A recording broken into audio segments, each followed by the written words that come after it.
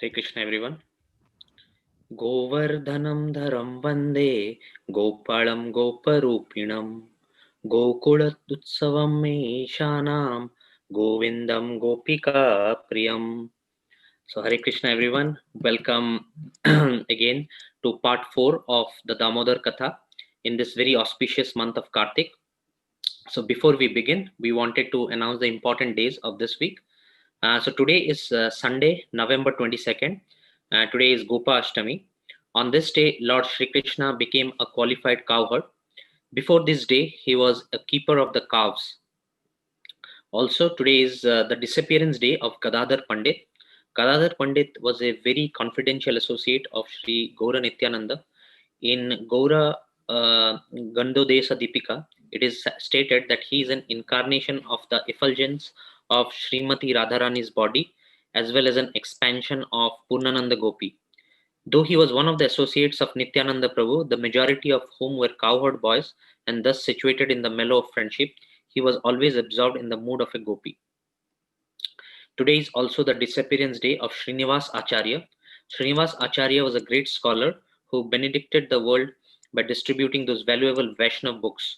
On the order of Prabhu, Srinivasa took his initiation from Gopala Bhatta Goswami and later propagated the Goswami scriptures in Gauda. These wonderful Acharyas ki jai. We seek for their benedictions for pure bhakti on this special day. Wednesday, November 25th, as all of you would know, is Uttana Ekadashi. It has 4 names, Hari Bodhini, Prabodhini, Devottani, and Uttana Ekadashi. And it is the second Ekadashi in the Kartik Shukla light fortnight in this month of Kartik.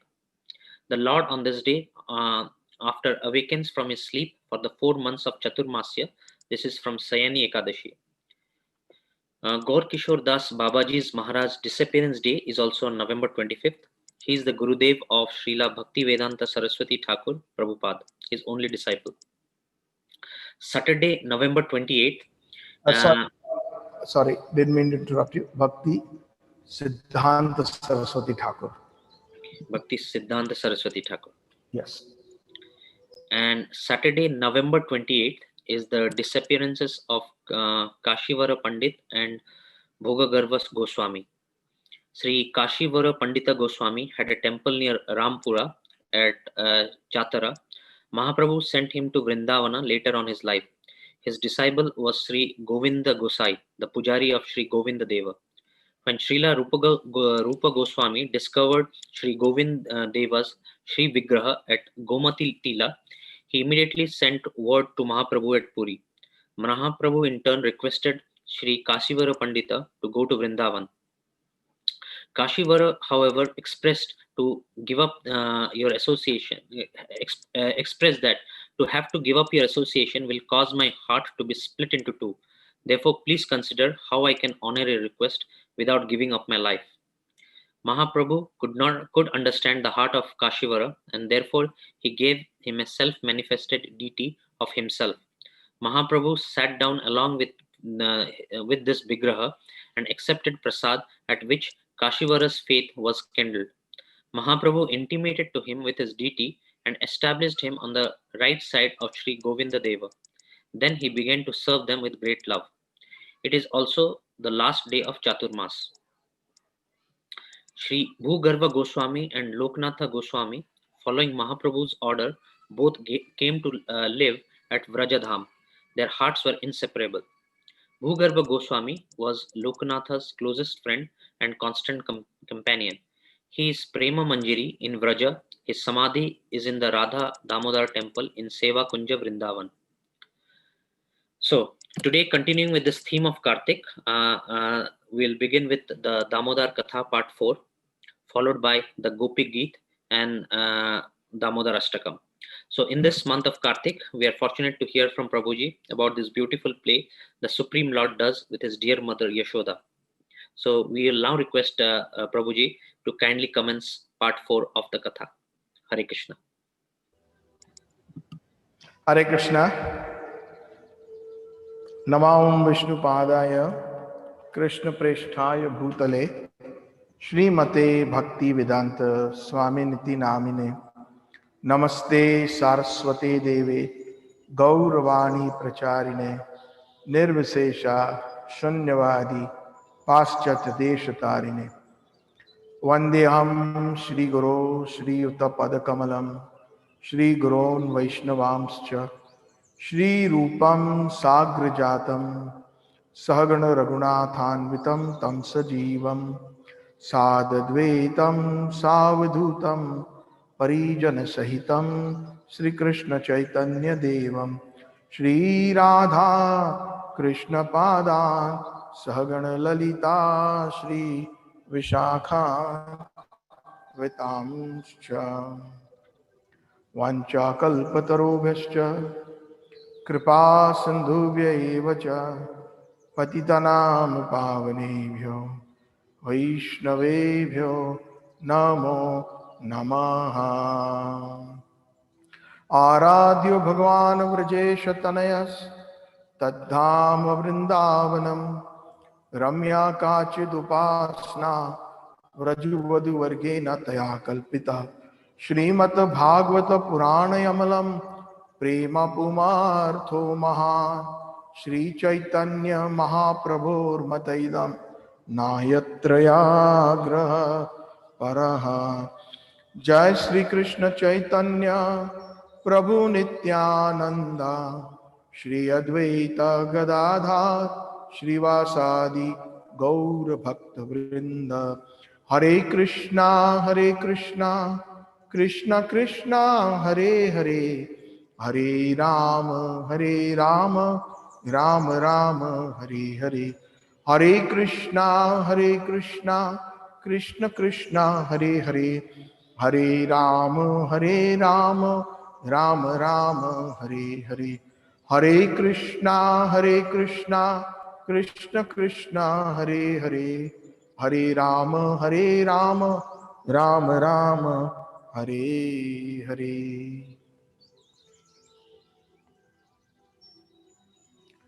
Hare Krishna devotees, please accept my humble obeisances.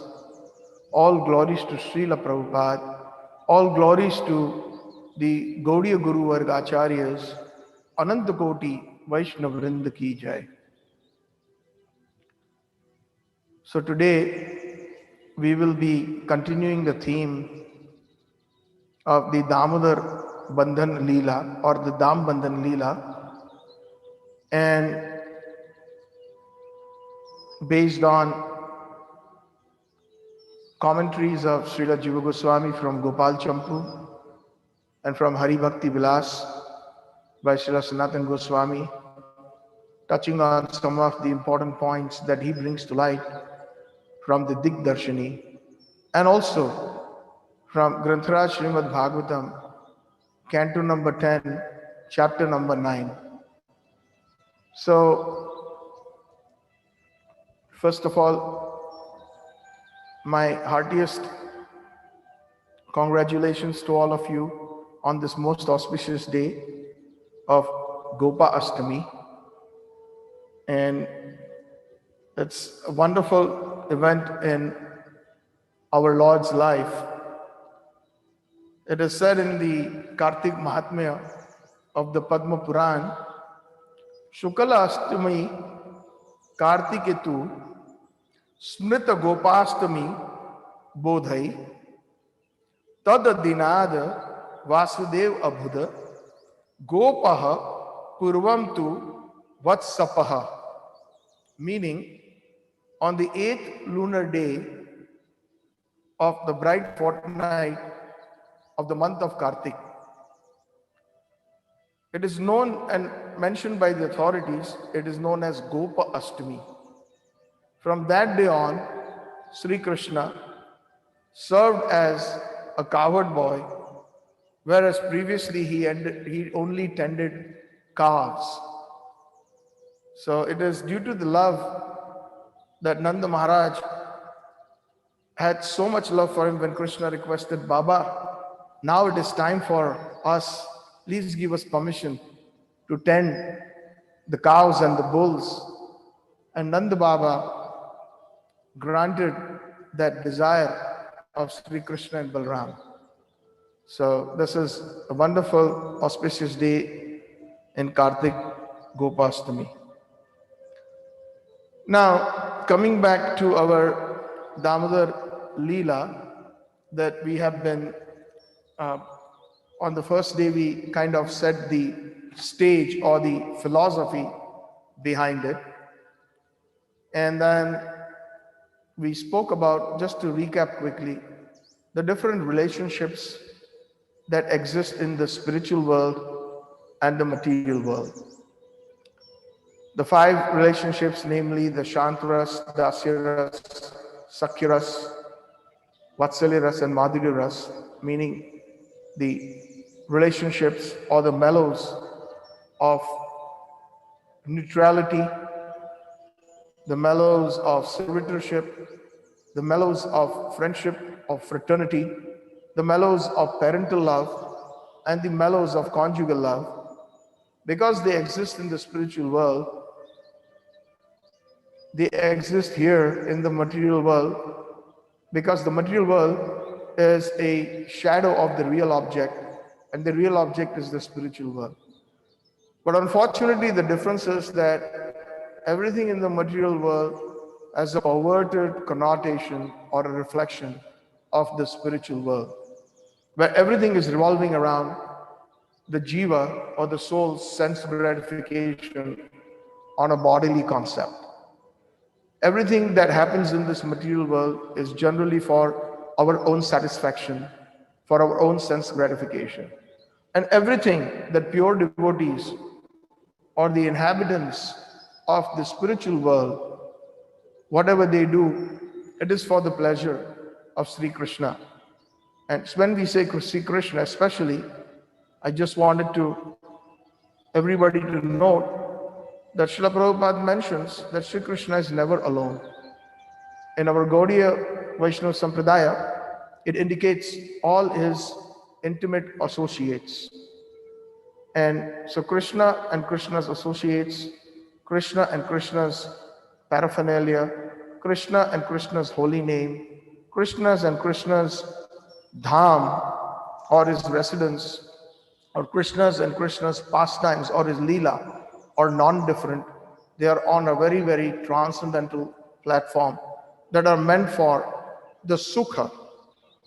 Somebody asked Naradji, or also it has been mentioned from Narad Bhakti Sutra by Rupa Goswami as well, that what is topmost bhakti? So it has been mentioned that Anya Vilashita Shunyam Jnana Karma Anavrutam Anukulyena Krishna Anushilanam Tad Bhaktir Uttam. One should not have any kind of zero, shunya means zero, material desires even for karma and jnana. Anya vilasita shunya, any kind of desires, including the desire for karma, fruitive activities, or jnana, for knowledge or empirical knowledge, it should only be, the only desire should be Anukulyena Krishna Anushilanam. Just to please Sri Krishna, one should endeavor. And that is defined as pure bhakti. Tad bhakti uttama. Uttam bhakti. So this particular Lila, the Dambandhan Lila or the Damodar Lila or the Damodarashtakam, is about pure devotion. It is bereft of any kind of a tinge of even material desire or any kind of personal sense gratification that we find in this material world. The reason why I had set the stage by defining these relationships is, as we dive deep into the Damodarashtakam, starting today, the actual verses, we will realize that in the spiritual world, how these relationships are so important, so much relishable by Sri Krishna and his associates. On Diwali day, Mother Yashoda had sent all her servants, and including Mother Rohini, And a lot of the other Rajvasis had gone to help the elder brother of Nanda Maharaj, Sri Upanandaji, for the festival of Indra Yagya. At that time, Sri Krishna was only 2.5 years. There was no Govardhan Puja. Govardhan Puja started, if you all remember, I mentioned that when Sri Krishna was 7 years of age. So Sri Krishna is very little. At the age of 1.5 years old, Krishna and his little coward boys had started walking, sometimes falling, sometimes crawling. And at 2.5 years old, he had already, his and his friends had already started ransacking the houses in Vraj Mandal, in Gokul, in the houses of the gopis, stealing butter and creating a mess. And upon hearing the complaints of all the gopis every day, from the time her Lala Krishna had started walking, she was thinking that how is it possible? Our main business of Nanda Maharaj being Vaishyas is cow herding, cow tending, protection of cows, and all products that the source is mother cow, milk, yogurt, butter, milk products, and we are supplying to all over Vraj Mandal, including the big city of Mathura. Why would my little baby, a 2.5-year-old baby, be stealing butter?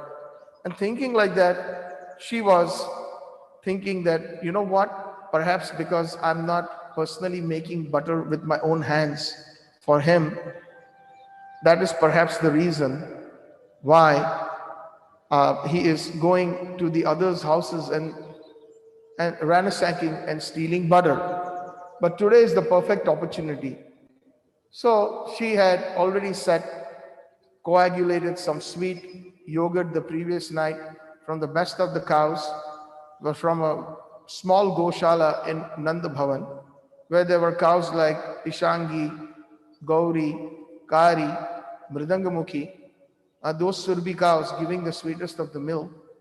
And Mother Yashoda had coagulated this for next morning for her to churn it into butter. In Gopal Champu, two wonderful personalities, Snigdha Kantha and Madhu Kantha, every morning, eternally, even in Golok Vrindavan, they narrate the pastimes of Krishna to Nanda Maharaj and the elders just before the coward boys and Krishna go for cow herding. And in the evening, before bedtime, they would come back again and sing on their beautiful veena the pastimes of Sri Krishna.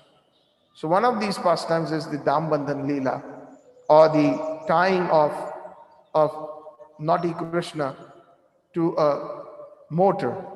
Dam means rope and Udar means stomach. When Mother Yashoda tied baby Krishna on his stomach, from that time onwards, he was known as Damodar. So, Snigdha Kantha and Madhu Kantha are melodiously narrating these pastimes. Krishna is sleeping in a beautiful slumber. It's about 2 hours, hour and a half before Brahma Muhurat. And Jiva Goswami describes that Krishna's eyes are closed. They represent the most beautiful lotus petals, blue lotus petals. And Mother Yashoda, in her Vatsalya Bhav, in her parental motherly affection, wakes up early morning and simply gazes as a baby child as he is sleeping. And she is in her mind thinking, Lala, today I'm going to make some fresh butter with my own hands. I'm hearing complaints every day, but now on, I will take that responsibility of making butter with my own hands for you. And like that, she wakes up, leaving Lala on the bedstead, taking a wonderful bath, dressing up in wonderful new clothes, silken clothes, and beautiful jewelry because it is Diwali, something very special.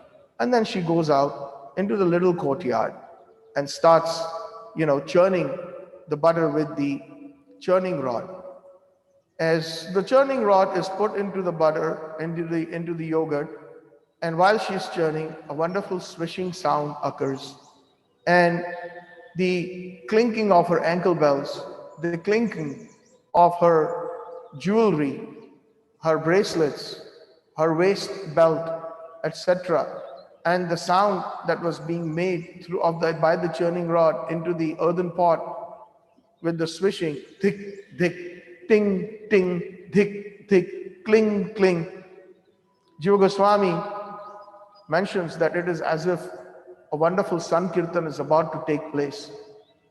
We mentioned last time that in Golok Vrindavan, everything is conscious. In Vaikuntha, as a matter of fact, in all the spiritual worlds, the moment we cross the Viraja or the Karanadaksha Jal and beyond the Brahma Jyoti, Vaikuntha begins. And Vaikuntha is about 75% of the Supreme Lord's creation.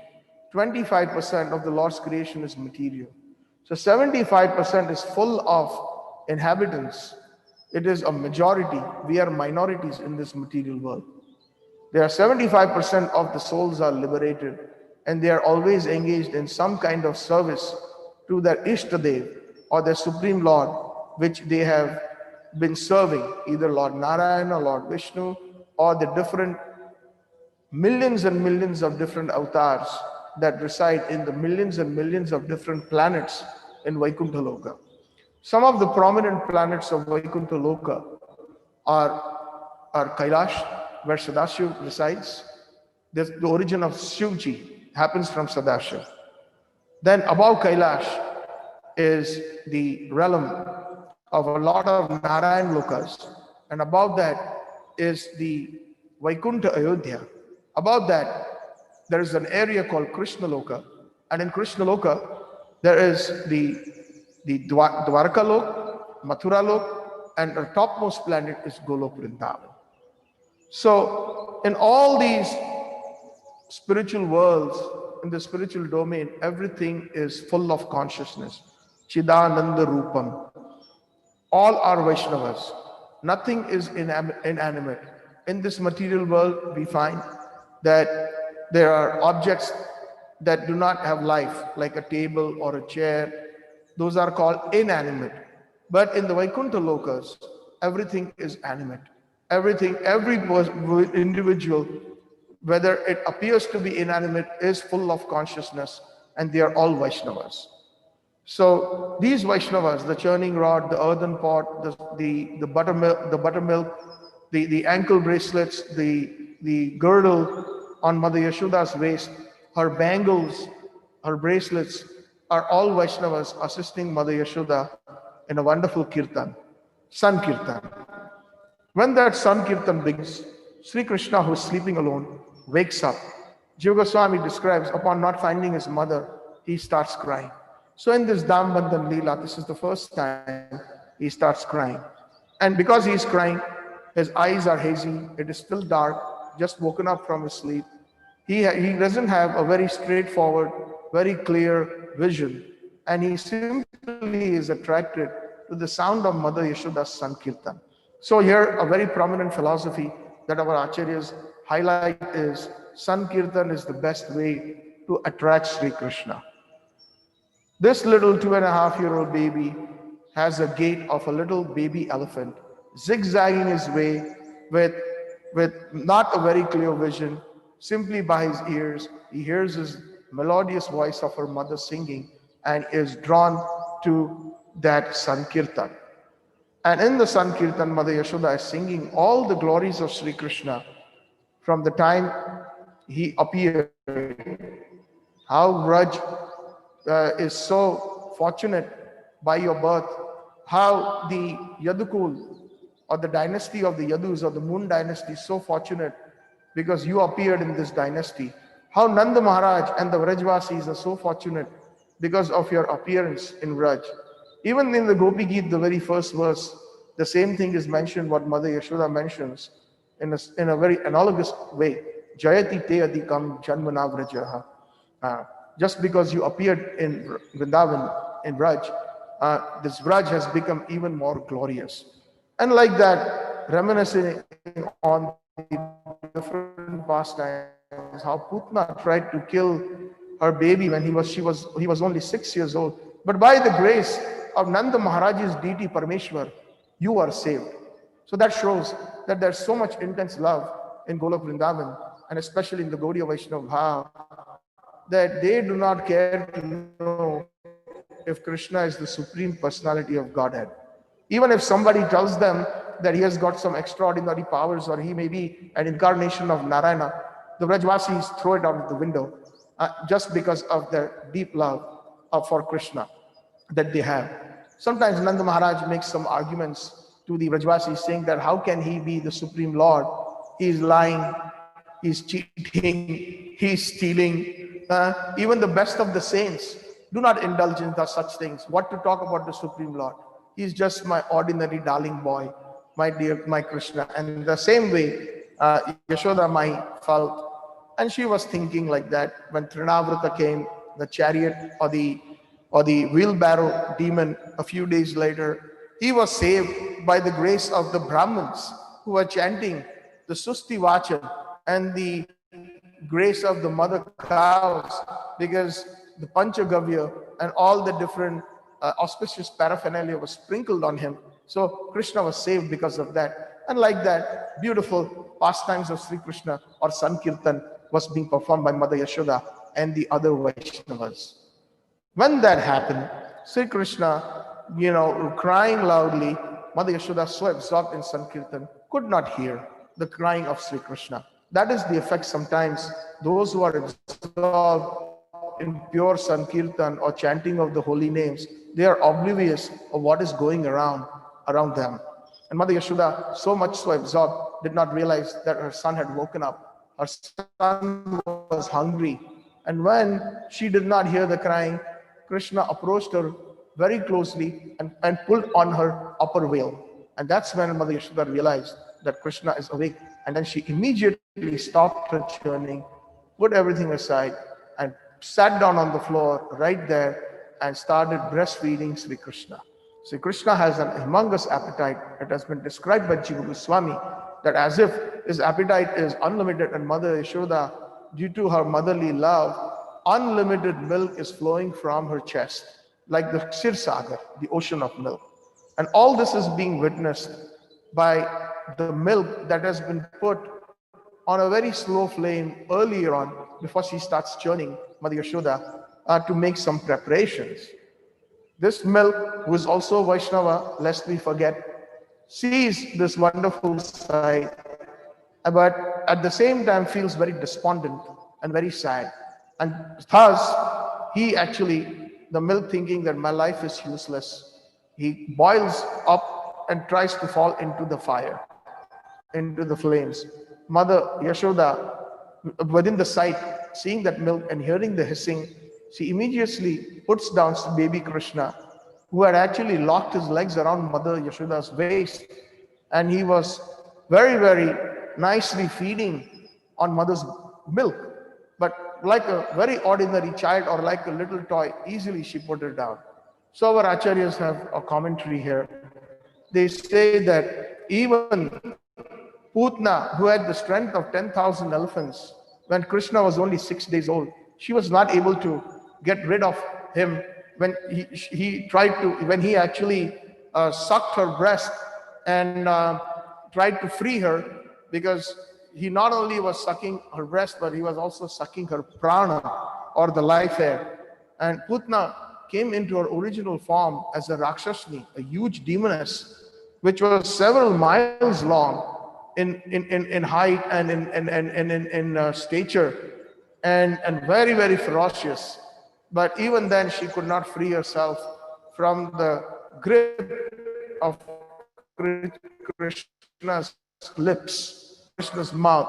So how is it possible that Mother Yashoda could actually ungrip Krishna and put him on the floor and said, Krishna, watch that yogurt pot, I will be right back. That milk is going to fall in the fire and it will get burned. Let me save it first. And she points towards a huge yogurt pot and she says, Krishna, just watch it. So the philosophy here is that because Mother Yashoda's Vatsalya Ras, her motherly love, is so exceedingly amazing, Her love is even more than the love of Sri Krishna. Therefore, she is able to control Sri Krishna. That is called Bhakta Vashya. Vashya. Most of us, we have heard this word term, Bhakta Vatsalya. Bhakta Vatsalya means where Krishna is our provider or Krishna takes care of us. But Bhakta Vashya is a step beyond that, where the devotee takes care of Krishna. And not only that, Krishna is in full control of that devotee. And that is the specialty of Vraj Mandal or Golok Dham or Vrindavan Dham or Vraj Mandal. In Vaikuntha, that is not possible. Vaikuntha is full of Aishwarya, full of awe and reverence, where the Supreme Lord controls the inhabitants and the devotees, but he cannot be controlled, practically speaking, by the inhabitants of Vaikuntha. But in Golok Vrindavan, practically all the Vrajvasis, whether in Sakhya, friendship, Vatsalya, in parenthood, or in Madhurya, the conjugal love, Krishna is constantly being controlled. Therefore, he is known as Bhakta Vashya. Bhakta means devotee and Vashya means controlled by the devotee. Therefore, Mother Yashoda was easily able to put him down just like an ordinary child. Otherwise, one of the important features of the Supreme Personality of Godhead, out of the 6 features that makes him Bhagavan, is the 6th opulence is unlimited strength. Somebody who possesses unlimited strength, if that person has locked himself around a waist of a mother or anybody else cannot remove him. But Mother Yashoda was very easily able to. Mother Yashoda, now entering the kitchen, is immediately sprinkling some cold water on this milk, pacifying the milk, and has a conversation with milk, telling milk, "Oh milk, bhaiya, what's wrong with you? Huh? Just be a little patient. I know, And the milk is saying, "Mother, look, there's no point of me living. Let me die. I want to commit suicide." Mother Yashoda says, "What? What are you saying? That is just not so good. Why? Why are you even thinking like that?" The milk says, "Mother Yashoda, I'll make it very plain and simple, and I'll tell you straightforward. Right in front of my eyes, I'm seeing that you are actually feeding Sri Krishna. And Sri Krishna is so amazingly feeding on your milk that it is impossible for me to get a chance to serve him by feeding myself to Sri Krishna as milk, because you have unlimited milk in your chest, and Krishna has an unlimited appetite that you are able to quench or to satisfy. So what is the use of me?" And here the philosophy again comes in, says that a Vaishnava feels very despondent or feels very sad, or even wants to end his life if he is not able to serve Krishna. That should be the goal of every Vaishnava. When we are not able to serve the Vaishnavas and we are not able to serve Sri Krishna, then our life is worthless. That is indeed the goal of all Vaishnavas. And we mentioned several different bhajans that have been written in the Vipralamba or in separation of Vaishnavas. Narottam Das Thakur in particular has written Sri Krishna Chaitanya Prabhu Daya Karo More, and at the end he's saying Ramachandra Sangha na paye Narottam Das, not finding the association of Ramachandra Kaviraj. This Narottam Das Thakur would like to, is feeling that deep separation. And along with that, he remembers the entire Guru Parampara. He remembers Chaitanya Mahaprabhu. Also, he remembers the associates of Mahaprabhu. And also in that bhajan, Je Anila Prema Dhana, that we always sing on the disappearance day of our Vaishnava Acharyas. That was again also another bhajan in separation of Vaishnavas. When he doesn't get the association, when he cannot serve those Vaishnavas, he will compile that specifically for Srinivasa Acharya on his disappearance. Kaha Mura Acharya Prabhu, Kaha, and then he goes on to say Kaha Sarup Rupa, Kaha Sanatana, Dasa Raghunatha, Patita Pavan, etc. So this is a Vaishnava's life. Vaishnavas should be very, very much eager to serve.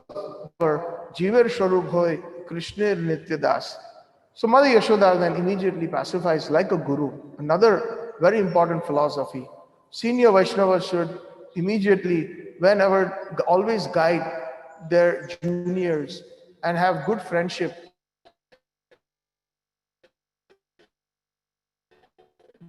with their equals and show immense. Mother Yashoda, as if like Guru is saying, no, no, no, no, no.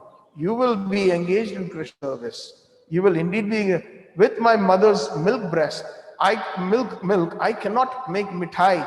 I cannot make sandesh. I cannot make different kinds of sweets. I cannot make rasgullas. I cannot make the different creams, etc. That I put in the different preparations. So I will be using you. You be assured. So this is the, and even in our Gurvastakam, very important in the verse where Vishwanath Chakravarti says that a great acharya who we always address Vande Guroho Sri Charanarvindam. The word Guroho indicates plural. It is just not the Guru, the initiating Guru. Not that it includes our Siksha Guru, it includes anybody who is guiding us in our Krishna consciousness. Therefore, in Sanskrit, Vishwanath Chakravarti has carefully selected the word Vande Guroho. Guroho is plural. And also when we say the prayers, Vandeham Shri Guru Shri Yuta Padakamalam Shri Gurun Vamscha, both the times it is plural. It is all the gurus. It is all the gurus who are guiding us, who are Siksha Guru, Diksha Guru, and all the gurus in Parampara. It is addressing them. And in that, the Guru Ashtakam, it says, Yuktascha Bhaktamscha Niyunjatopi Vande Guru Sri Charanarvindam. Engaging the devotees is the senior Vaishnava or a great Vaishnava's Lakshana, or the symptoms of a pure Vaishnava or an Acharya. So Mother Yashoda is like an Acharya or a Guru, pacifying milk Vaishnava, and thus pacifying milk Vaishnava, she is having a wonderful conversation with him. In the meantime, Sri Krishna is very upset, very angry. Externally, he's showing his anger, and he is biting his lip, and he's saying that who is more important, that milk on the stove or my feeding? I'm still hungry. I'm not done yet. And like this, he expresses an anger. But when he hears the conversation between Milk Vaishnava and Mother Yashoda, he is internally very happy, saying that look how Mother Vaishnava, my mother is such a kind Vaishnava. And those who are very kind, Krishna is especially very benevolent to them, very attached to them. Like Krishna is very attached to Radharani. Radharani is very kind. That is one of the reasons why Krishna is really crazy after Radha.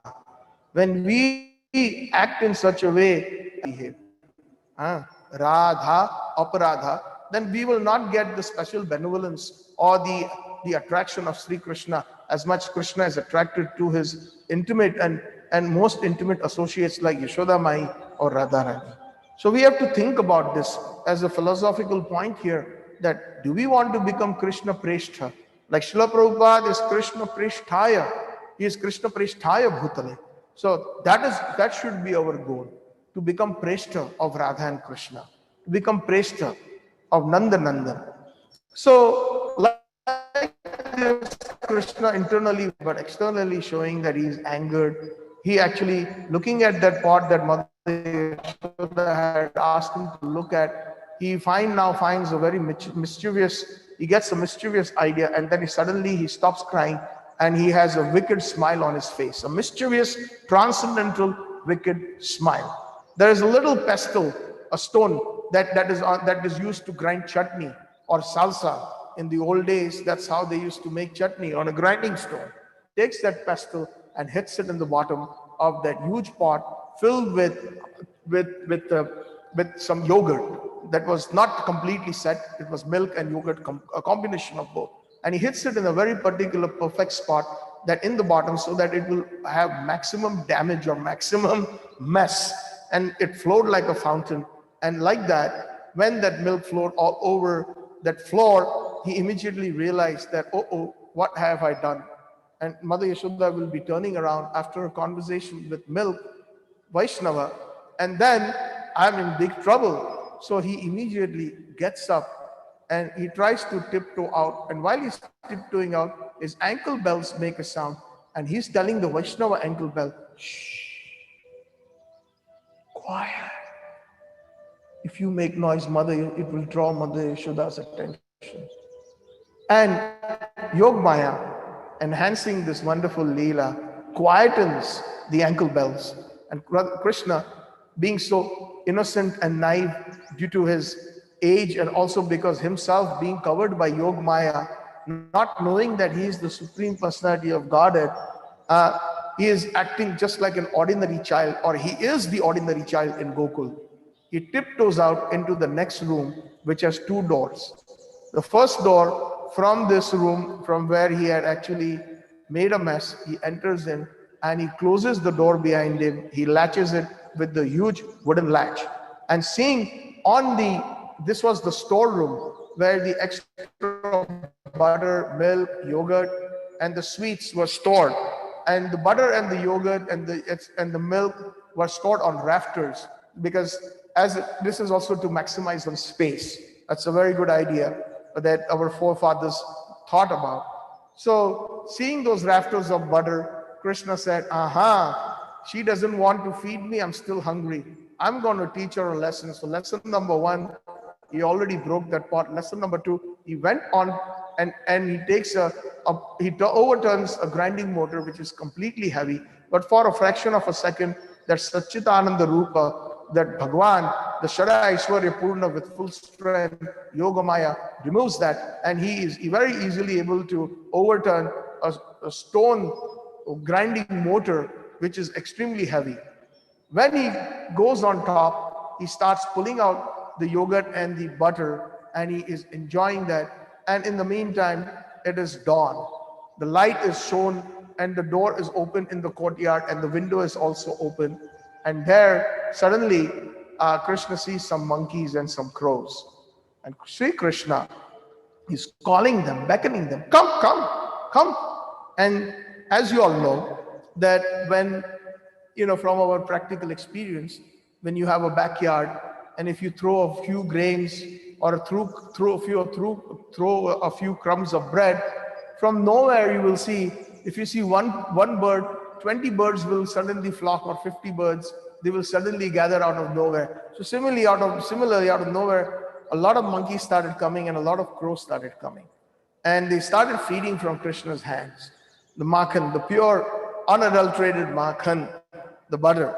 And Krishna fed them with a lot of love. And Krishna, and so the Acharyas comment here, that the reason why they did it is, I mentioned that last time, that Krishna felt a lot of gratitude. In Treta Yuga, as Lord Ramachandra, these monkeys, or the forefathers of the monkeys, had actually helped Lord Ramachandra build a wonderful bridge to Sri Lanka. And it took a lot of labor, and they labored day and night, and they hardly ate anything, and whatever they ate was fallen off roots and leaves and fruits on the grounds. They did not get any sumptuous good meals. So here Krishna showing the gratitude that I remember what you did for me, and when I came as Lord Ramachandra, I want to give you the best of the best foods. And makhan is considered the best, the topmost, very expensive item, and it is considered the most richest item. And like this, the crows also were being fed. Now, why the crows? Because they were the descendants of Kagbhushanji. In Ramayana, he is one of the most important devotees who eternally, even today it is said, he recites Ramayana at the base of Kailash in Mansarovar, a devotee who was an ardent, very much devoted personality to Lord Ramachandra. And even when Lord Ramachandra was very little and he was eating a piece of chapati, Kagbhushanji came and grabbed that just to test if he is the Supreme Personality of Godhead, just like how Brahmaji wanted to test Sri Krishna in the Brahma Vimohan Lila. So Kagbhushanji Bhushanji was somehow cursed by Lomas Rishi due to his not agreeing with his guru, and he was cursed to be born in the lowest of the species, which is a crow body. But he had not forgotten his devotion. So due to that, being the descendants, Krishna remembered out of gratitude. So there is another wonderful philosophy. We should always be very thankful. thankful to the Vaishnavas, thankful to Sri Krishna. Every day when we wake up, thank you, Sri Krishna. Today again it's another day, that you have given me prana, life air. You have given me prasadam. You have given me a roof to stay. Many people don't get that. And above all, you have given me the shelter of a pure devotee like Srila Prabhupada. Please keep me at his lotus feet. Ha ha Prabhu koro daya, deho mohe pada chaya. That is what we should be praying to Vaishnava Acharyas and to Sri Krishna. Everything emanates from Sri Krishna, even gratitude. Janmadi yasya. So everything emanates from the spiritual world. So gratitude also emanates from Sri Krishna. So we should learn that even the Supreme Lord, although He is the Supreme Lord, He is Surut Sarva Bhutana. In the Bhagavad Gita, it is mentioned that Bhoktaram Sarva Yagya Tapasyam Sarva Loka Maheshwaram Surut Sarva Bhutanam Surut Sarva Bhutanam Gyatva Mam Shanti Richati. Although I am the enjoyer of everything and I am the owner of the entire creation, Sarva Loka Maheshwaram, the topmost supreme controller, but at the same time, he is not arrogant. He is not full of false ego or pride. He is Surut Sarva Bhutana. So much to that extent that he even goes in everybody's heart, traveling in no matter what species we are in, due to our karma. Sometimes we are in an ant body or a dog body or a hog body or Lord Indra's body or Brahma's body. He is always with us as Paramatma, traveling with us. He never leaves us our side. He is our best friend, as mentioned in the Kathopanishad. That is Surut Sarva Bhutana. Now we should always remember we are never alone. And like Naradji tells in his own life history to Vyasdev, that I was never alone. Although after my mother left, I left for the forest, but I never felt alone. The Supreme Lord was always with me. And that is what we should always feel, His presence. When we are more and more Krishna conscious, we will never feel alone. The Supreme Personality of God is Sri Krishna. Nandan is always there in the form of Chaitya Guru or Paramatma. So, like this, showing his immense gratitude to the crows, because the crows also don't get good food. And they only feed on trash, something that is rejected by everybody. But Sri Krishna here personally feeds with his own hands. While this wonderful act of gratitude is happening, Mother Yashoda slowly sees, when she turns around, she sees that mess, the pool that has been created. She sees the broken pot, and still there is the half-churned milk or the half-made yogurt oozing out of it. And there she is extremely upset, but at the same time she sees the little footprints of Sri Krishna. She doesn't find Sri Krishna right there in that pool, but she sees a little set of footprints leading to that storeroom. And immediately she gets that humor. Look how my son Kana Lala is so innocent, thinking that he can hide from me. I can see his little white footprints, the cute footprints. But again, she is overpowered by that anger, seeing that how much work she has today, especially being Indra Yagya. She had also promised to make some things at home. And she also wanted to make this butter for Krishna. It was getting late. It was already sunlight. It was already dawn. And now she is like set back behind because there's no help also at home. All the maid servants have gone, and even Mother Rohini is not there. Everything now she will have to clean up. Can you imagine, for example, from our practical experience, if we have a home program or a satsang, and let's say we are inviting 50 people, or let's say 50 to 100 devotees are coming, and suddenly at the last minute, in the last hour, if Mataji is cooking some nice rice or some dal, and the cooker suddenly bursts open and it creates a huge mess, and now she is set back by another couple hours. The program is supposed to start, and now I have to clean up the whole mess, and now I have to start the item for cooking all over from scratch. So that can be very upsetting. You all can imagine. And that's how Mother Yashoda was feeling. And over and above that, due to her Vatsalya Rasa, our acharyas say that because he was actually, now that naughtiness was being displayed right in front of her eyes, all those complaints were pouring in Rajmandal. The gopis of Gokul used to come, but she never believed it. And now she saw with her own eyes how naughty her son was.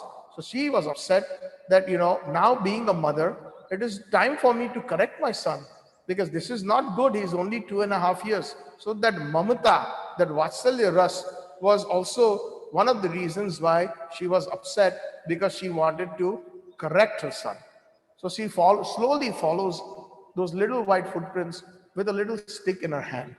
When she slowly opens, she has seen that the door is closed, and she opens the latch. In the olden days, they had those huge wooden latches, and then you can open them from both sides. So she slowly opens the latch without making noise, and slowly opens the door, and she peeks in. The moment she peeks in, the monkeys and the crows that are feeding of Sri Krishna's hand, they start going in a backward position, in a backward motion. And when they go in a backward motion, Krishna is surprised.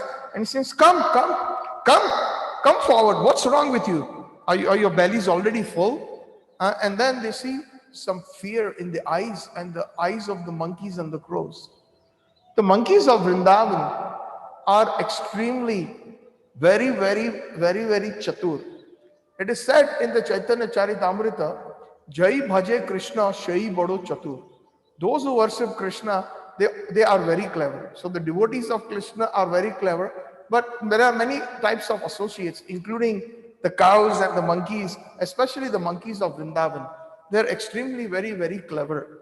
And they sensed that there was some big problem coming. So even with that Makhan that Krishna was still displaying in front of them, they did not want to move forward. I'll tell you some practical experiences about these monkeys of Vrindavan. We have to remember one thing, that in Sri Vrindavan Dham, even the little ant or that hog, the pig or the monkeys, and so many different creatures, they are more fortunate than us when they take birth in the land of Vraja. That is a fact. Many Shastras have confirmed that. So we have to be extremely respectful, not only to the people of Vraj, not only to the dust of Vraj or the land of Vraj, but to all the trees, the creepers, the lata, pata, all the creatures, the animals, including the monkeys. Sometimes I've seen that some devotees who visit, Vrindavan, they stone the monkeys, and they try to make kind of excite them in a very aggressive way. That is very offensive. They are Vaishnavas.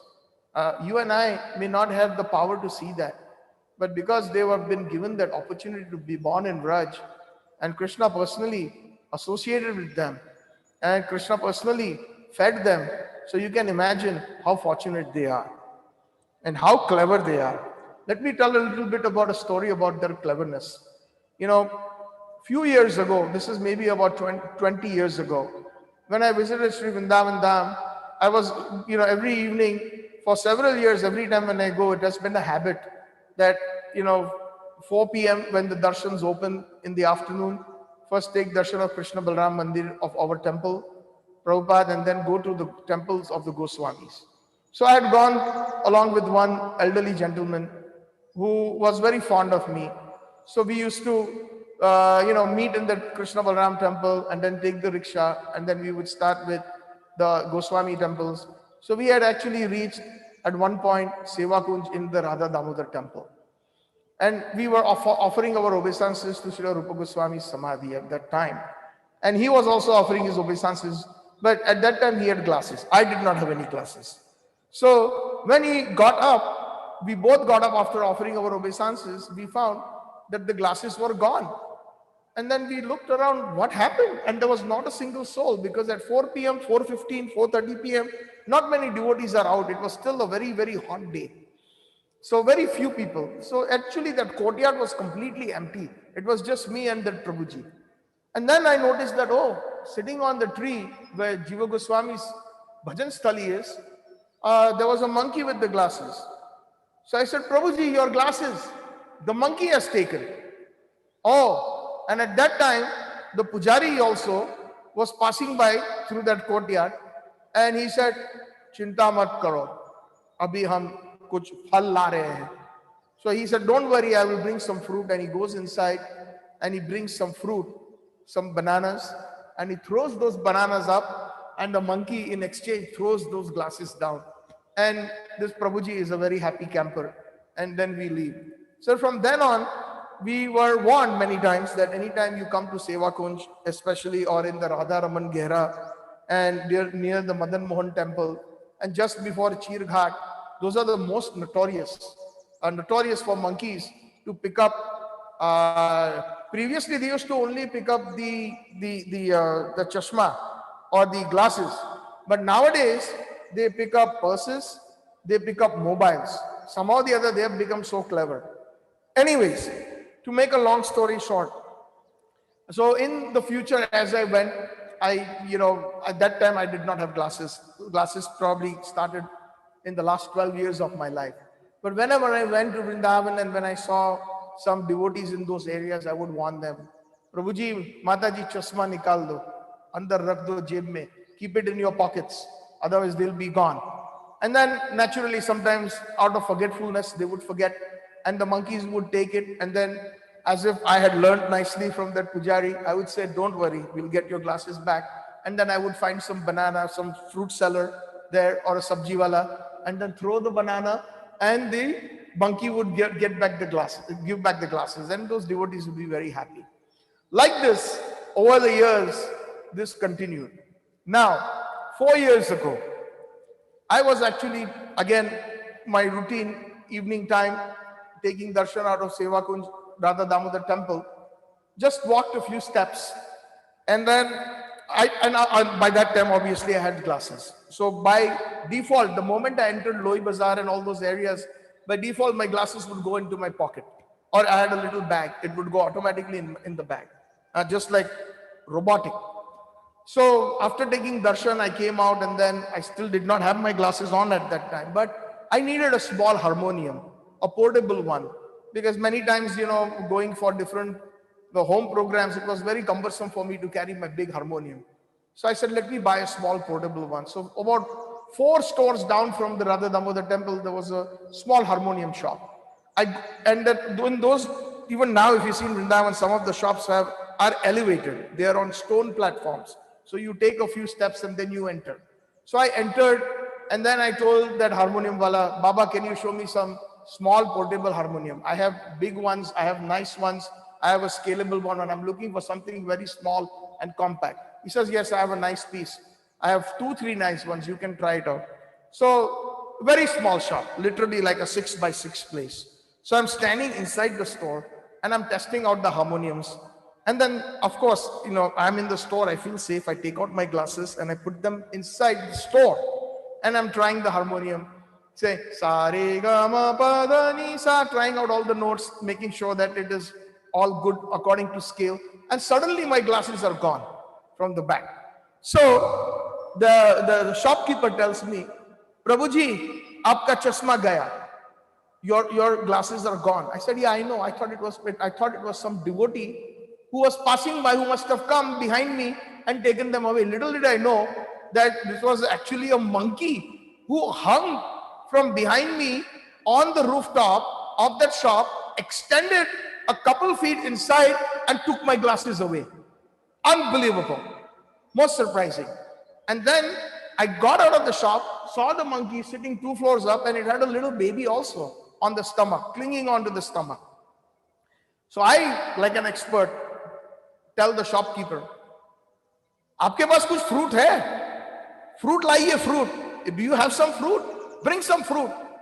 So now the shopkeeper started laughing at me. He says, Prabhuji, abhi fruit se kaam nahi chalega, abhi fruity chahiye, fruity. He said, now with fruit, it's not going to work out that old trick. The monkeys are very, very clever in the Vrij Dham. Now they want the Tetra Pak juice called fruity. It's a special orange or a mango juice. A mango juice that is in a paper carton. And that's called fruity. And that's all they want. If you throw bananas, if you throw fruits, they're not going to give you a chashma back. So he sends his little assistant boy to the store next door and gives him 15 rupees and brings that fruity. And the moment that fruity is thrown up with meticulous, that little monkey, that female monkey opens it up, feeds the little monkey, the little baby, hardly born, and drinks it herself, and then after finishing throws the glasses down, and they're back to me. A few days later, in that same lane, right after Radha Shyam Sundar temple, I heard some screaming. One elderly lady was screaming, and I said, what happened? And I thought that she said, Mary Jolie, my bag, my bag. So I thought there was a thief. Somebody ran away with the bag. And then she said, Bandar. And she said, that monkey right there, that monkey has taken my chanting beads, my Jolie, my mala bag. Oh, I said, Mataji, don't worry. So then I go to the shop, nearest shop, take 15, 20 rupees, get that fruit tea, that drink, and then throw it, and I retrieve back that bag, the bead bag, and I give it back to the Mataji. She was in tears because she said, these are my initiated beads given by my Guru Maharaj. What would I have done? And she started blessing me. I said, no, Mataji, if you want to give blessings, give it to that harmonium wala who taught me this trick. So anyways, so this is how these monkeys in the Vraja, they are very clever. There is one small story that I would like to share. One time in Vraj, there was one hat seller. He was selling hats, and it was the ancestral business from from grandfather to father, father to son, like that. So in the afternoon time, the hat seller would sell hats in the day, and then in the afternoon it's too hot. He would find a nice tree somewhere in Vrindavan and go to sleep, get some rest, put his arm or put the entire bag of hats that he had, the topis that he was selling, under his, put it on the side, and he would take his arm and sleep on it, take some rest. When he woke up one day, he saw that all the hats that he had left on the side were gone. They were completely gone.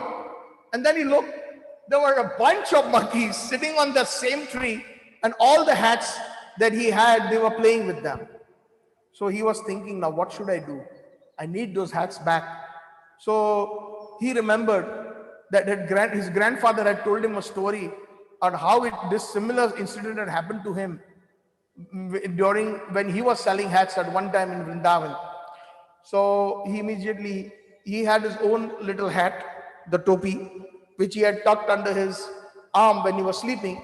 He took that topi, he wore it on him, and he started making some actions. He started doing this, so the monkeys did that. He started doing this, so the monkeys did that. He started doing this, the monkeys started imitating.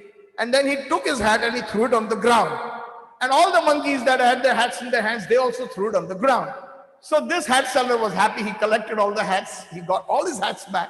And then he went back. He was a happy camper. And then he went on selling his hats. A couple generations later, the grandson of this person again happened to be in the same spot, in the same Vrindavan area where he had taken rest. And when he woke up, all his hats were gone. And he looked up and he saw all the hats were taken up by the monkeys. So he remembered, my grandfather had taught me this, which his great-grandfather had taught my grandfather this trick. So then he takes his hat and he again starts doing this, and all the kinds of, and monkeys kind of like to imitate. So in that imitation, they also followed him, and then he threw his hat on the ground. And then suddenly he noticed that none of the monkeys threw the hats on the ground. And he just was in awe. He kept on looking up.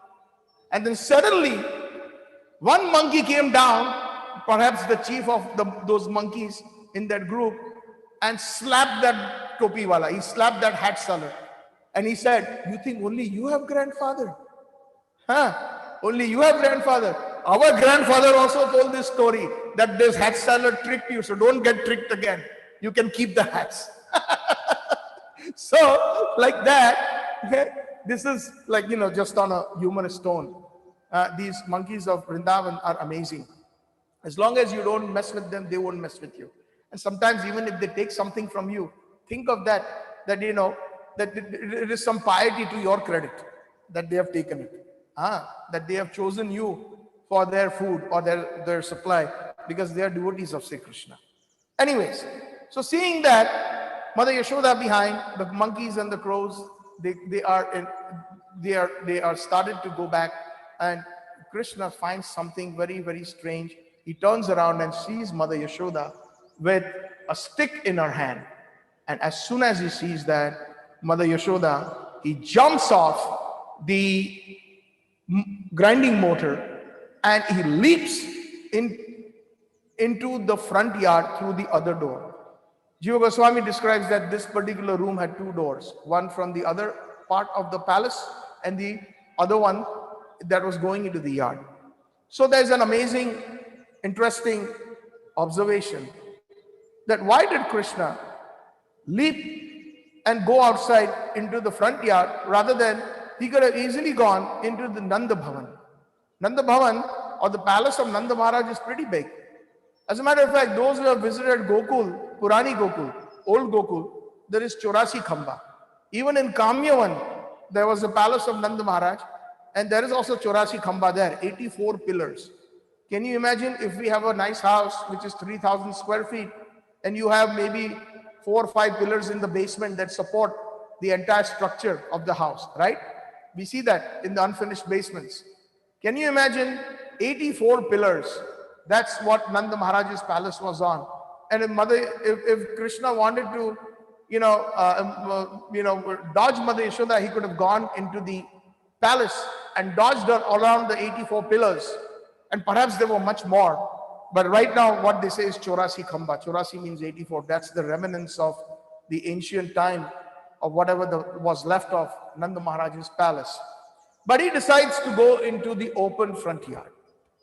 So the reason behind that is that in Vraj, the ladies they have shyness. They generally do not go out into the public or into the open without covering their heads. And that system is even there today. If you go to some of the Vraj villages, you will find, and even into some of the villages in India, and especially in North India, the ladies, they out of shyness, they cover their heads with a veil. So if Mother Yashoda covers, if she comes out into the front yard, that means she will have to cover her head with the veil. And that way she will not be able to easily see him so quickly and he can escape. That was one of the reasons. And it was early in the morning and Mother Yashoda looked left and right, seeing nobody there, and she was determined to catch Krishna. So this was one of the philosophies here, that if you want Sri Krishna, you have to be determined. She was determined to catch the naughty Krishna, to punish him out of motherly affection. So she looked left and right, not finding anybody, put her veil, but as she started running, her veil and even the flowers that were there, the veni in her head started to kind of, spread around. The flowers started breaking off and she was chasing baby Krishna. She was determined. And just like Rupa Goswami says, Utsaha, Dhairya, Nischaya. Nischaya means one should be determined. Utsaha means in Krishna consciousness, one should be enthusiastic. And Dhairya means patience. So Nischaya is also very important. One should be determined to catch Krishna. Then only Krishna can be controlled. Otherwise, we will be controlled for Krishna and we can always enter Vaikuntha when we are completely purified.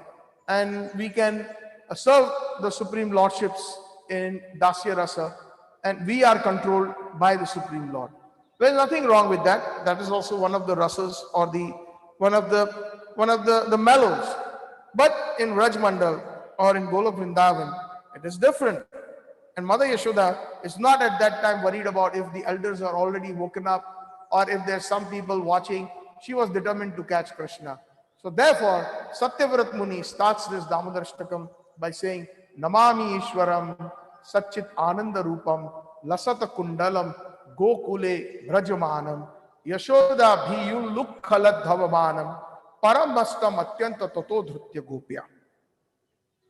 So we have to understand, Sanatana Goswami says this Damodarashtakam was compiled by Satyavrat Muni in some eons, in some Satya Yuga. And the mention has been in the Padma Puran in a conversation between Shaunak, headed by Shaunak Rishi, and Naradji. The special mention, a conversation, just like right now, how we are discussing Satyavrat Muni's. We have just started to discuss Satyavrat Muni's Damodarashtakam. The bhav is so wonderful that as we go through every word or every line, we will kind of realize what we have been kind of missing out just by reading the translation, the ordinary translation that we read, which is perfect, of course, no doubt about it. But there are so many wonderful nuances and so much wonderful rasa that has been hidden by the mercy of the Goswamis. We are able to actually relish this.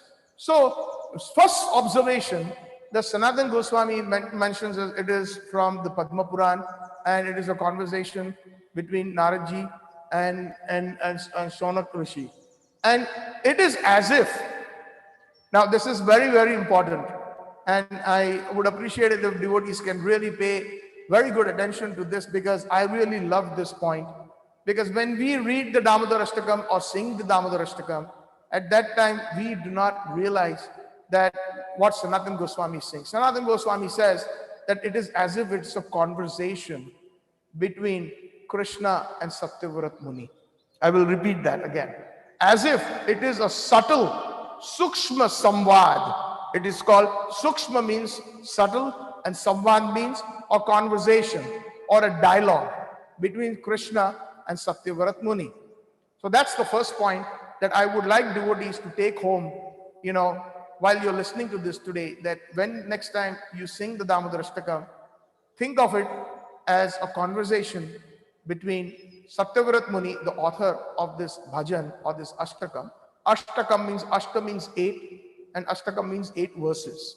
So any prayer or any bhajan that has 8 verses is generally known as Ashtakam. So therefore this is known as Damodar Ashtakam.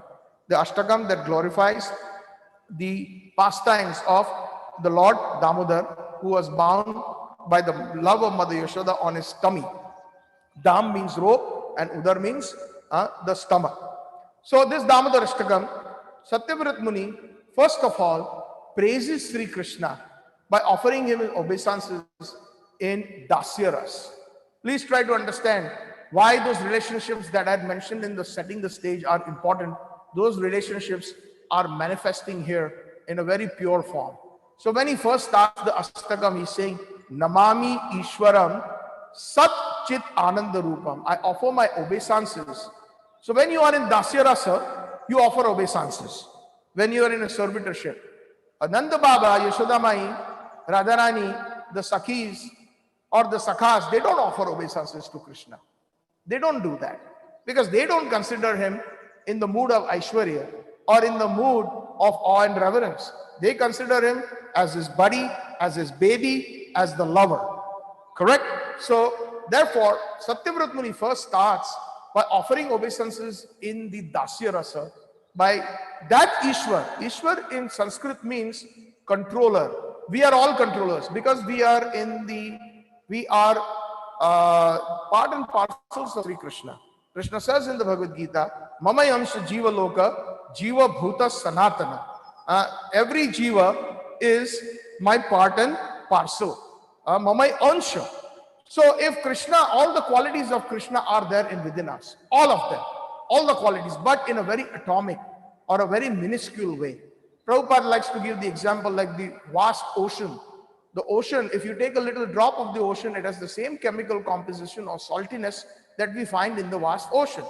Or we give an example of the vast gold mine.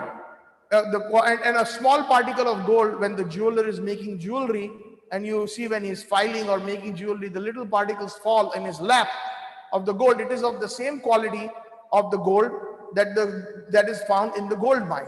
So similarly, because everything emanates from Sri Krishna Janmadi Yasya, as the Vedanta Sutra and Srimad Bhagavatam mention, everything, even the part and parcels or the souls that are also, they have all the qualities of Sri Krishna. And also, therefore, he is actually offering obeisances to the Ishwara. Which one? But we are all Ishwaras. But Ishwara Parama Krishna, the topmost Ishwar is Sri Krishna, Param Krishna, topmost. Brahmaji says also that he is Ishwara Parama Krishna, that Krishna is the supreme controller. He is the topmost. So therefore, I offer my obeisances to that supreme controller, Namami Ishwaram Satchit Ananda Rupam. And what? He is Sat Chit Ananda Rupam. Very important point. All the avatars of Sri Krishna, whether Vishnu, Narayan, etc., Lord Ramachandra, Vamana, Narsingadev, Matsya Avatar, Kurma Avatar, all the different avatars of Lord Krishna, they are all Satchidananda. Sat means they're eternal. Chitta means they're fully cognizant or conscious, or they are the source of all consciousness. Nityo Nityanam Chetanos Chetnanam Eko Shyam Bahuda Vidati Kaman. This is a verse also from the Upanishads, that he is the one who can fulfill the desire of all the other souls. He is Nityo Nityanam, and he is Eko Shyam. He is one personality that he expands into Bahuda, into millions or unlimited. So that's Satchidananda Rupam. I offer my obeisances. But he specifies. What does he specify? That Satchidananda Rupa that has got the Lasata Kundalam, whose earrings, who is wearing earrings, and whose earrings are frolicking by touching his cheeks. He is actually saying that how fortunate these earrings are, that, because the earrings again are Vaishnava, right? That these earrings are able, she is able to kiss the beautiful cheeks of Sri Krishna. How fortunate. So here, and then he adds that Lasata Kundalam Gokule Brajamanam. I offer my obeisances to that Lord Satchidananda, and he specifies not only that the ones whose earrings are frolicking on the cheeks that Mother Yashoda has put on, but the personality in Gokul, Brajamanam. Brajamanam means one who is splendidly situated in Vrajdham, in Gokul. There are many Satchidanandas, Lord Narayana, Vishnu, etc. But I specifically am offering my obeisances to that Satchidananda who is playing in Gokul. While playing, the cheeks are being kissed by those wonderful earrings who are so fortunate.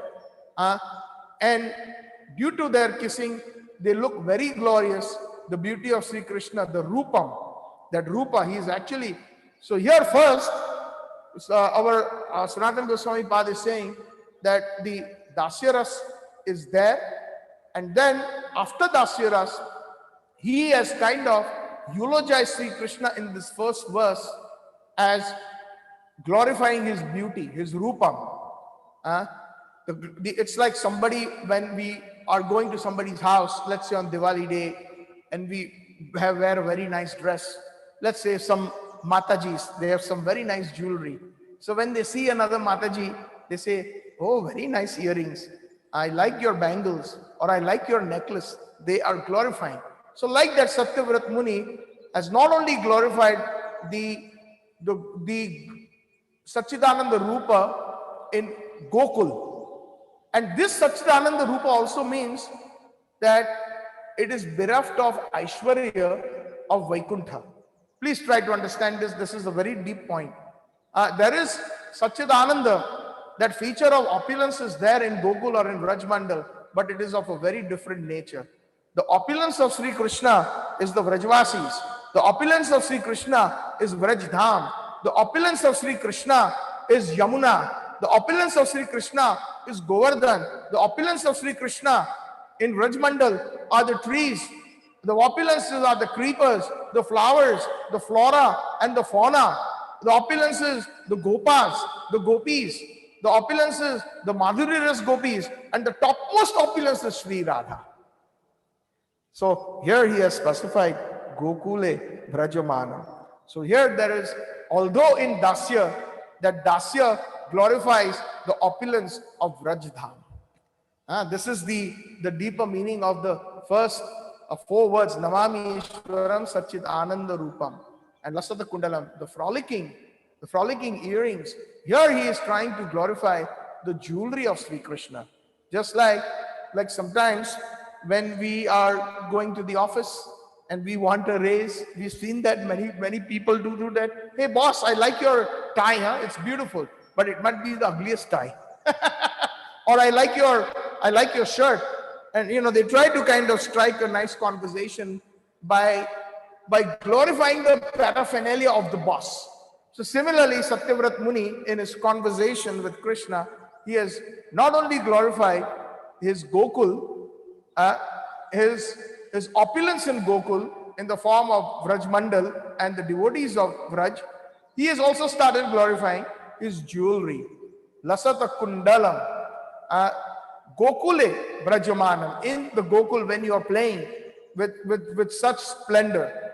So now Sri Krishna has a nice smile on his face. So this is something that you have to feel it from your heart.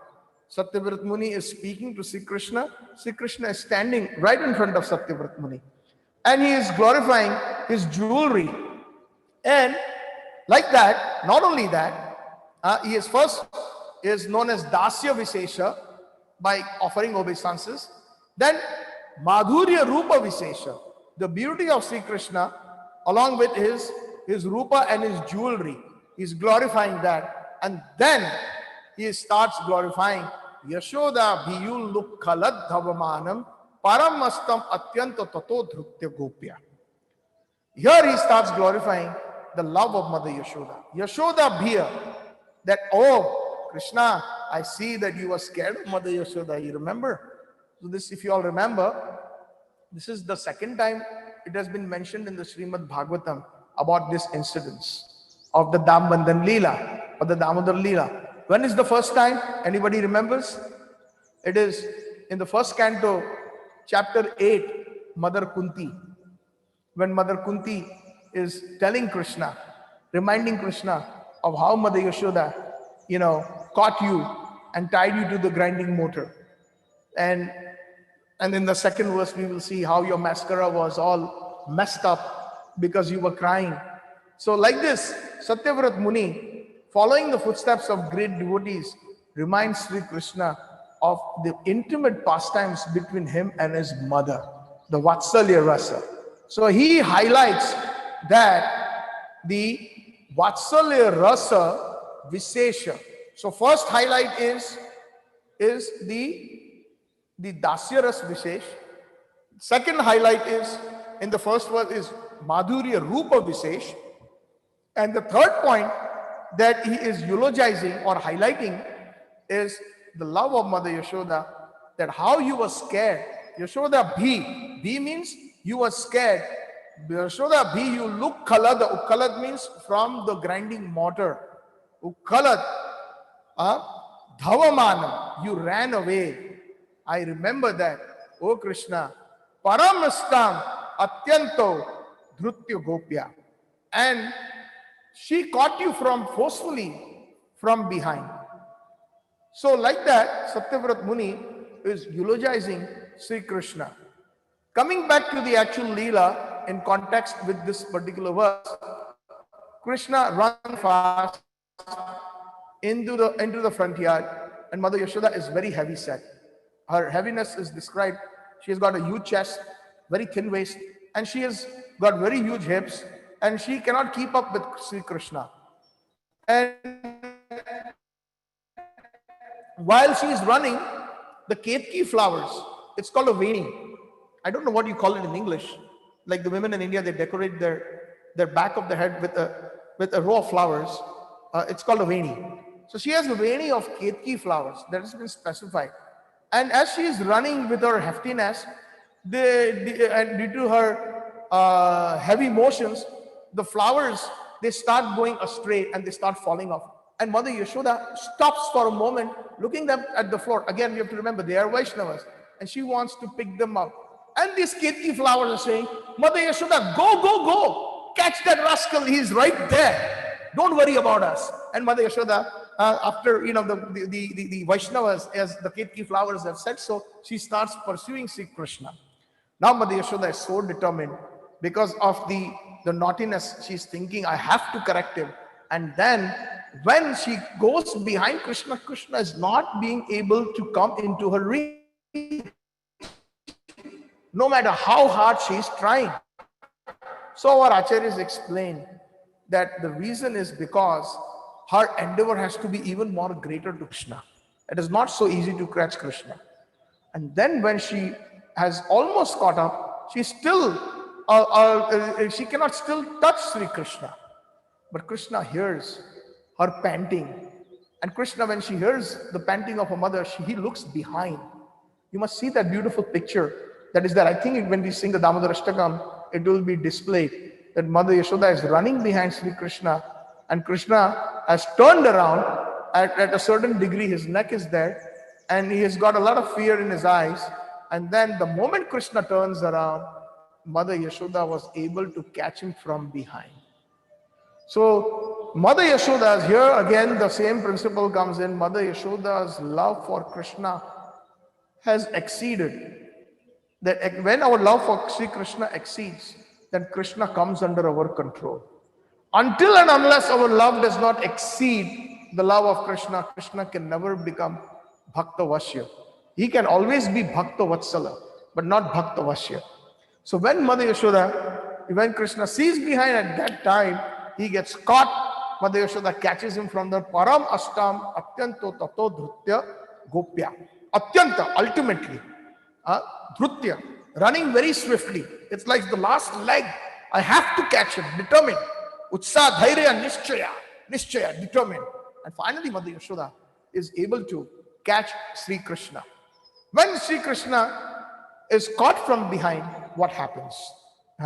When he is caught from behind, seeing the stick in Mother Yashoda's hand, the second verse of Satyavrat Muni. Satyavrat Muni is still continuing to eulogize Mother Yashoda and Mother Yashoda's prema. He's saying, Rudantam, Muhu, Netram, Yugmam Murjantam, Karam Amboja Yugmena, Satanka Netram, Muhu Sasha, Kampan, Trire Kankha, Kantha, Sthita, Graiva, Damodar, Bhakti Baddham. What a beautiful pastime. This is something that when we sing Damodarashtakam, this should come in front of our eyes. As we know the meaning, and that is one of the reasons why we should study these bhajans, these always perfected prayers, so that it will enhance our bhakti. When Mother Yashoda has caught him from behind, seeing the stick in the hand,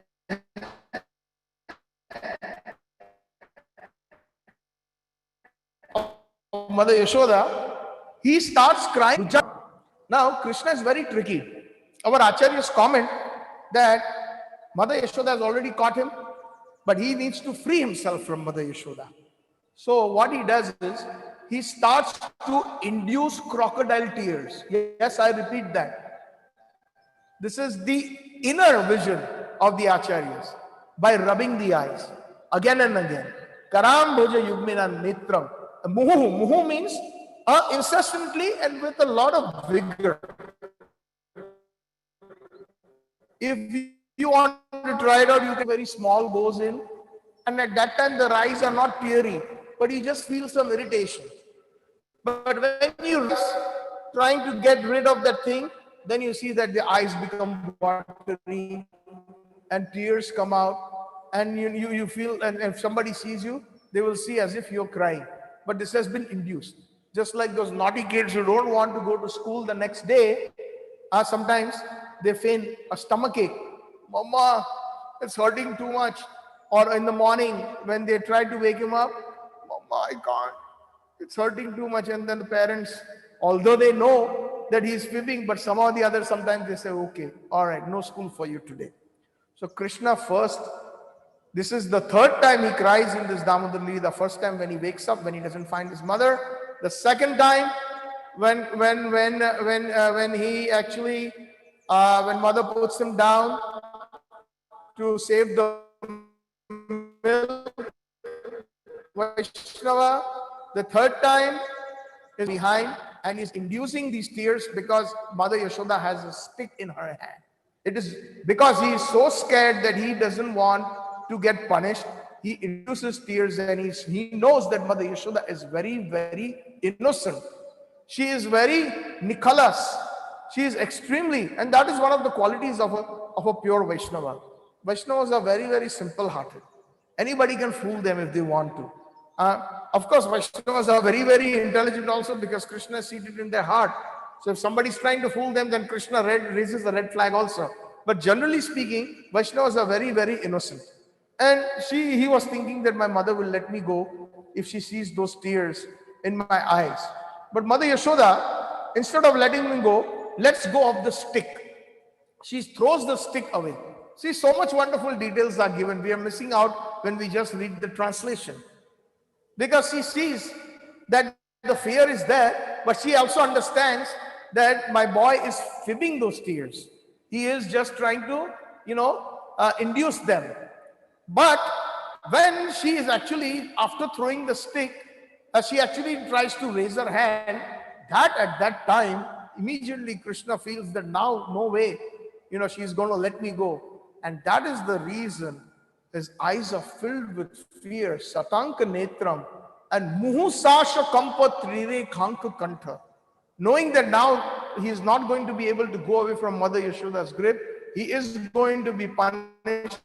Now he really starts crying the fourth time. He starts crying in this Damodar Lila. Really tears flow down, and he is basically a swasha kampa. He takes heavy breaths. Maya.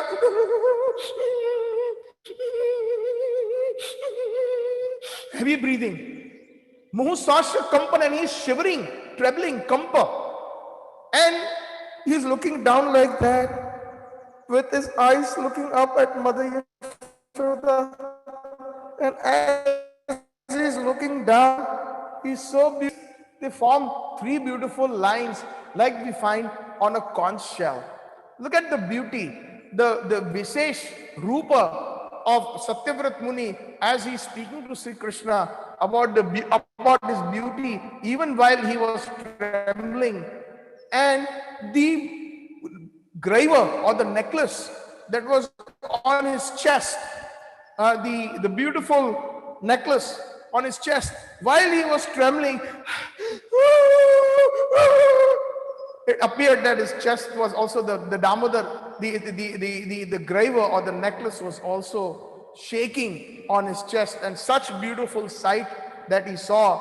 Damodar Bhakti Baddham. He was caught by the love of Mother Yashoda. Right now he is caught from the back, and then Mother Yashoda catches his wrist.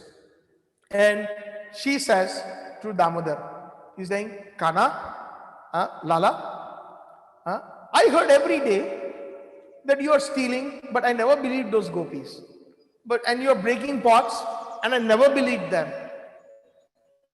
And today I saw with my own eyes, who broke the pot? So now Krishna, and is sobbing with the tears that are flowing in his eyes like Ganga and Jamuna. His mascara is all messed up and causing one side to be whitish. This is the beauty of the description of the Acharyas. And on one side, because of the tears mixed with the mascara, Jamuna ji is dark in color. So the Ganga and Jamuna are flowing from Damodar's eyes.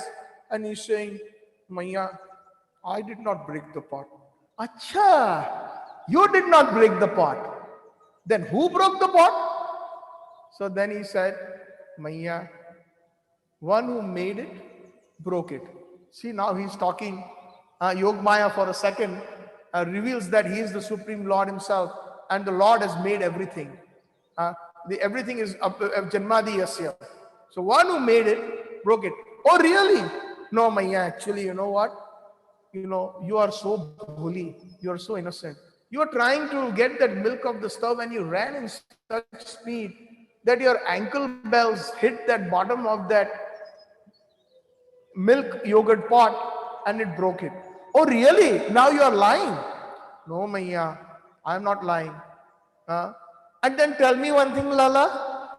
What about all this makhan, butter that is smeared on your cheeks and on your clothes and on your lips? How did that happen? Ari Maya, I'll tell you really what happened. While you were still engaged with the milk, every day one monkey comes and he tries to steal your butter and your yogurt. And today I caught him. And when I caught him, he became very upset. And he slapped it all over me. All that butter and that makhan and that half-made yogurt and that milk. And that's how you see it. And Mother Yashoda internally wanted to laugh loudly and say, look how innocent my Lala is. But then her Vatsalya bhav was so intense that no, I must teach you a lesson. You're stealing everywhere. And now I saw it with my own eyes.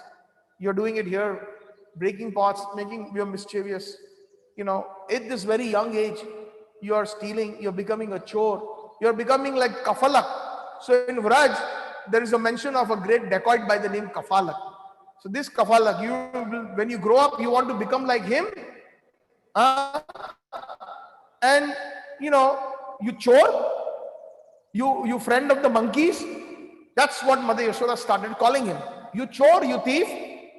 So Krishna sobbing, Damodar sobbing, he says, Maiya, Maiya, in his broken Brajbasi Bhasha, in his broken language, Maiya, I'm not a chor, I'm not a thief. And in my dynasty of Nanda Baba, there are no thieves. But I have heard that in your dynasty, there was one thief by the name Chor Ghosh. This little 2.5-year-old has the audacity to press the wrong buttons. He tells the mother that, in my dynasty, there is no thief, in Nanda Baba's dynasty, in our family or in our lineage. But in your dynasty, I have heard that there was one Gopa by the name Chor Ghosh. Chor means thief, and Ghosh means basically the village or the thief of the village. Chor Ghosh. And that was it. When you get on the wrong side of women, the worst is when you start criticizing them with the in-laws. Even when the husband and wife fight, say anything you want, but don't go into the in-laws. The moment you step into that domain, this is going to become Mahabharata, Ramayana, World War III combined. We have to be extra careful not to go into the in-laws. So here Krishna, although he is in a very bad situation, he says, I've heard that there is a chore in your family, not in mine. And that was the last straw. Mother Yashoda immediately drags him and marches him into the same room where the rafters were hanging, where he was feeding the crows and the monkeys. And there the ukkal, or the grinding motor, was there. And she said, you are so naughty, I must punish you, Krishna. And the reason why she takes him into that into that same room is because she wants to tie Krishna to the grinding motor. So the acharyas say, again, this is so much with intense transcendental feelings. Why they have reasoned it? They say that she could have easily tied Krishna to so many trees that were there in the front yard of Nanda Baba, or to maybe one of the pillars in the kitchen while she's cleaning up the mess or cooking. But no, she decides to tie Krishna to that grinding motor. And it's commented, she says that Krishna, you are khala. Khala means you're cheater. And the grinding motor in Sanskrit or Vaj Bhasha is called ukkhala. You are also a great cheater because you helped him in this cheating business or this business of mischief. Because again, we have to remember, again and again, everything is a Vaishnava in the spiritual. Lala, Krishna, your kal and your ukkal. You both will get punished. Just like we see that sometimes, when there is a crime and if a criminal comes and hides in our house, and if we knowingly let the criminal hide, and if the law finds out, then we will also be prosecuted for supporting a criminal under the codes of law. We will be also prosecuted. We are partners in crime for not revealing. So similarly, partner in crime, the grinding motor, and the criminal, Damodar, you will both be punished. So Mother Yashoda at that time, she actually takes a ribbon out of her head. That is what it is said first. We have heard that it's a rope, but no, according to Jiva Goswami, she has got long, beautiful hair, and she has got strong ribbons. We have seen in our childhood that some of the school girls that were living in our building, how the mothers used to tie the ribbons. And those ribbons, trust me, some of the Matajis who are present here, they can confirm this. When they were selling them, the vendors, they're pretty long. They're probably about 3-4 feet long in length. And they're pretty strong too. So sometimes we saw the neighbor's mother, those little girls, tying those ribbons for about 20 minutes, a good 20 minutes to tie their braids in those ribbons. So Mother Yashoda loosens her ribbon and wants to punish Damodar by tying him to the ukkal, to the partner in crime. And when she is doing that, what happens? She's 2 fingers short. Now it is already late, it is morning, and it is about 7ish in the morning. And the description is given that every morning, the gopis of Raj, they love Mother Yashoda and Krishna so much that especially before Krishna went for cow herding, obviously he's only 2.5 years old, so he cannot go for cow herding. So they used to come and visit the house of Nandarani or Yashoda Mai, because that was the attachment. Vaishnavas should be attached to each other. Krishna says that he is attached to the Vaishnavas. Krishna says, Narottam Das Thakur in his bhajan, "Ei bar karuna karo Vaishnav Gosai, Toma vina keho nahi." Where he says that Tomara hriday kohena Vaishnava mama prana. In your heart, the Supreme Lord, he is. And Govinda, Krishna says that Vaishnavas are my life and soul. And if Vaishnavas are life and soul, then the Vaishnavas should be the life and soul. For these gopis come to see Mother Yashoda, and they bring news and they help her in the kitchen. And what they saw, that there is some crying in that, instead of from the kitchen, there's some talking going on, and she hears Mother Yashoda's voice and Krishna. And there they see that Mother Yashoda is desperately trying to punish Krishna by tying him to the grinding mortar. And all the gopis are giggling. They're saying, see? And they started talking like saying, "We told you, Yashoda, we told you so, but you would not believe." And they also saw the mess outside. See? And the broken pot, and the broken pots on the rafters, and all the mess. "We told you so, didn't we, Yashoda? But you never believed us. And now you're punishing your kana, your child."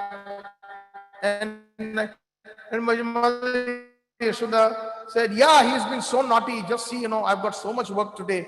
And this is not the breaking of the pots and the mischief. What is he going to grow up when he when he grows up? I must punish him." And she is determined. So that determination to punish Sri Krishna is also Nischaya. That is also lots of concentrated love of Mother Yashoda. 2 fingers short, not finding that she was able to successfully tie a knot, she pulls out another ribbon. Not able to do that, she finishes the exhaust the ribbon's head. Then she tells the gopis, "What are you watching? Go grab some ropes." And then the gopis run, giggling, wanting to see the fun between mother and child. They go grab some more ropes, and still they're 2 fingers short. It is as if all the ropes have exhausted. Why is it that 2 fingers are short? And at that time, the philosophical treatise or the explanation that our acharyas give is that there are 2 things required if you want to control Sri Krishna. Of course, our love should exceed, no doubt, but it has to be a very, very determined endeavor. That determination has to be there. Otherwise, even when we are doing sadhana, we are chanting the holy names and we are following the 4 regulators: no meat eating, no gambling, no intoxication, no illicit sex.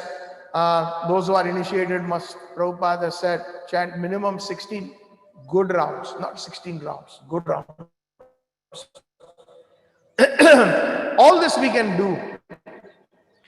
And if our further determination to advance, it is as if Krishna consciousness has become static. And Srila Prabhupada says that Krishna consciousness is not static, it is dynamic. Haribol. It is very much dynamic. And it is Ananda Ambudhi Vardhanam. It increases the bliss of the practicing devotee. And if that does not happen, then there is something wrong with our Krishna consciousness. Either we are not chanting our rounds properly, or we are committing offenses, or we are not doing the right thing as prescribed by our acharyas. So these are the things. So now in the case of Mother Yashoda, this is a leading example of determination. So that she was indeed determined, that is no doubt. That determination is showed right from the time Krishna ran out into the open, and she was determined to run behind him. Although it is it is against the Vedic culture for a woman to run outside without her veil covered like that. But she does that, and she's determined. Even though Krishna tries to fib, he tries to cheat Mother Yashoda by the false tears initially, she is still determined to punish him out of her deep Vatsalya love. So that determination should be there. But when Mother Yashoda, and another thing about determination, it is said for sadhana, there are two kinds of nyaya or logic. Our acharyas mentioned that one is known as markat nyaya and the other one is known as manjar nyaya. Markat means monkey, the logic of the monkey, and the manjar means the cat. Manjar nyaya means the logic of the cat. Now, if we look at the two, in the logic of the cat, the little baby cat that is born, or the little small little kitten, that the mother always picks that little kitten in the mouth and takes the little kitten from one place to another place, feeds the kitten, and does everything for the kitten. The kitten doesn't have to make any special endeavor. That is called markat nyaya. So there is a Vaishnava philosophy where they say that, we should simply depend on the kripa of the Lord, and everything else will be okay. We do not need to make any sadhana or endeavor to attain the highest goal of life. And then the markat nyaya is that if you see the little baby monkey, it has to make a very, very conscientious effort to cling on to the mother. Even when the mother is jumping from one tree to another tree, from one rooftop or another rooftop, and the little baby is clinging on to a mother, making a very sincere effort, and therefore it doesn't fall. Sometimes we see that if occasionally the little baby monkey falls, then it is rejected by the mother. We have personally seen it in Gokul. That's another story for another time. But due to some electrocution, she was trying to jump and the baby fall, and the baby, all the Rajvasis were trying to revive her. But and on a huge army of monkeys, they started gathering as if they were going to attack everybody. But the Paramatma within the heart knew that the Vrajvasis meant well. They were trying to resuscitate the little baby because of the electrocution by applying massage. And when that happened, but the monkey was ready and it started walking, none of the monkeys touched him. Even the mother rejected it. This is something amazing which I witnessed with my own eyes, and I'd heard it in my childhood. But this is something that I'd witnessed about 25 years ago when I had visited Gokul, when I had gone to see my grandmother who lived in Gokul at that time. Anyways, so the point is that when I got a little distracted, sorry about that. Can somebody quickly type what I was saying?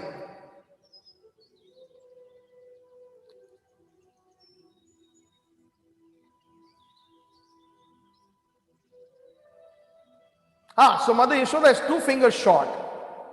Mother Yashoda is 2 fingers short. So what is that? I was saying the markat or the cat logic and the monkey logic. So according to the Vaishnavas, our Gaudiya Vaishnavas and our Acharyas, they say we should have both. The kripa of Krishna is required. It is always there. Prabhupada said that the sun, the kripa of Krishna or the mercy of Krishna or the mercy of the Acharya is just like the sun. It is shining everywhere equally. On the water, on the sea, on the rivers, on the land, on the mountains, everywhere equally. But what happens if somebody refuses to come out into the sunlight? Then what can the sun do? Then what can the Guru do? Or what can the Kripa of Krishna do? Similarly, both are required. One's personal, strong endeavor, and Mother Yashoda's endeavor was definitely there. But when she was exhausted, beads of perspiration started falling on her neck and started showing up on her forehead, and all the gopis started giggling, and Mother Yashoda started becoming red. After such great endeavor, Krishna was unable she was not successfully able to tie Sri Krishna. Then Sri Krishna, looking at Mother Yashoda's full determination, and internally Mother Yashoda is saying, Krishna, I have so many things to do, Baba. Oh, Kana, I wish you would get tied up so that I can continue with my seva. And at that point, Krishna, looking at Mother Yashoda's condition and feeling her heart, because he is also Paramatma. And at that time, Yogmaya removes that curtain for 1 second. And as Paramatma, he gets that message of Mother Yashoda, what she was feeling in her heart. And otherwise also, the bonding between mother and son is so great that words are not necessary. Krishna could feel it. And at that time, Krishna allows himself to be tied. So all the fingers short that was happening were now, the knot was able to complete. Those two represented the wonderful endeavor of Mother Yashoda. And endeavor means love.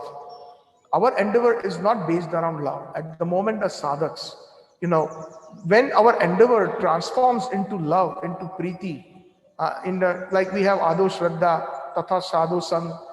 First we have some faith, we go to the temple, then we meet the Vaishnavas, sadhus. And the sadhus advise us into bhajana kriya. They tell us, chant the holy name, read Bhagavad Gita, Bhagavad, etc. That is called bhajana kriya. And then when you're serious, take initiation from a bona fide spiritual master. All that is bhajana kriya. After bhajana kriya, when we do that seriously, the anartha nivritti, all that is bad with the anarthas, things that are that we are carrying from time immemorial, from many, many millions and billions of births, will be eradicated. And then our real bhakti starts, where the nishtha, we are steadfast, ruchi, we have taste, we have so much love. Then at that time, we don't have to be told to do things. It is so automatic that with so much taste, we are involved in Krishna consciousness. Whether it is cooking for Krishna or doing kirtan for Krishna or speaking for Krishna, doing Hari Katha, etc. And then it becomes asakti. We are attached. Like Mother Yashoda is completely attached. That asakti, transcendental attachment. And then that goes into a further transcendental bhav, and then into Krishna Prem. And further, there are different delineations and nuances of Krishna Prem. Krishna Prem has got many, many different nuances. There's Snigdha Prem, there is Madhu Sneha, there is Mana, there is Raga, there is Anuraga. Radharani's topmost prema is Madanakya and Mohanakya Bhav, which is exclusive to her. And like this, it is described by our acharyas, the different levels of love and the different descriptions of love within Krishna Prem. So this endeavor should be on a basis of love. Like Prabhupada always said, when he mentioned the Christians and so many other faiths, you should be God-fearing. Even the Hindus, we should be God-fearing, be God-fearing. That's what we are taught from our childhood. But Prabhupada said, why be God-fearing? Be God-loving. That is the point. Prem, Krishna Prem is our ultimate goal. And that is what Mother Yashoda is teaching us. That is what Krishna is teaching us by making Mother Yashoda an instrument in this particular Lila. So eventually, Krishna is tied up. Sthita Graiva Damodara Bhakti Baddham. Damodara Bhakti Baddham. This is the third time Damodar is Bhakti Baddham. Not the first time. The first time Damodar was Bhakti Baddham when Mother Yashoda was able to lift him like an ordinary baby and put him on the ground when she went to tend to the milk Vaishnava. Although Krishna had locked his legs around Mother Yashoda's waist. Somebody like Putna, the strength of 10,000 elephants could not do. So it is because of Mother Yashoda's prema, Damodar Bhakti Baddham. He became controlled by Mother Yashoda's love. Second time he became controlled in this particular Leela is when Mother Yashoda, after her determination, was able to caught up. She was able to catch up with Sri Krishna and Paramastam Atyanto Tato Dhupya. And she was able to catch up by running after Sri Krishna. And the third time, Damodar Bhakti Baddham, here it means that when Mother Yashoda was able to complete the knot, the two-finger shot, her determination was there, but eventually the kripa of Krishna was necessary for her to complete that knot. No matter how much we do sadhana, but if that kripa is not there, then we will never be successful. And that kripa flows through the acharyas. Krishna kripa is of three types. Krishna, the deity, a form of Krishna in the form of his books, like his words, Bhagavad Gita, Srimad Bhagavatam Parivartate, Sri Krishna. That is, and then that is called, and Kripa Lila is also when he personally speaks to the devotees, like Mother Yashoda, the interaction, or with the gopis, with the gopas, or with the interaction Vasudeva Krishna with Arjun, on the battlefield. That is also Kripa. But another Kripa is when this Kripa comes through the Acharyas. And we are very fortunate that Kripa is of a higher nature. That Kripa comes through Mahaprabhu. So that Kripa, without no matter how much endeavors we can make, we can chant 64 rounds, we can chant 128 rounds, but within our hearts, it is still stone-like. It is still, we are always thinking adversely of many jivas. We are committing aparadhas, we are committing offenses. We have so many anarthas that are not being eradicated in spite of chanting the holy name. As we see the 10 offenses that we commit in chanting the holy name, they're somewhere or the other, they are predominant, either 1, 2, or all 10. So that is the reason, because the kripa of the Acharya can only be obtained if we listen to the Acharyas, if we follow their instructions. And then that is why we get the kripa of Radha Krishna, of the Acharyas. So Stita Graiva Damodar Bhakti Baddham.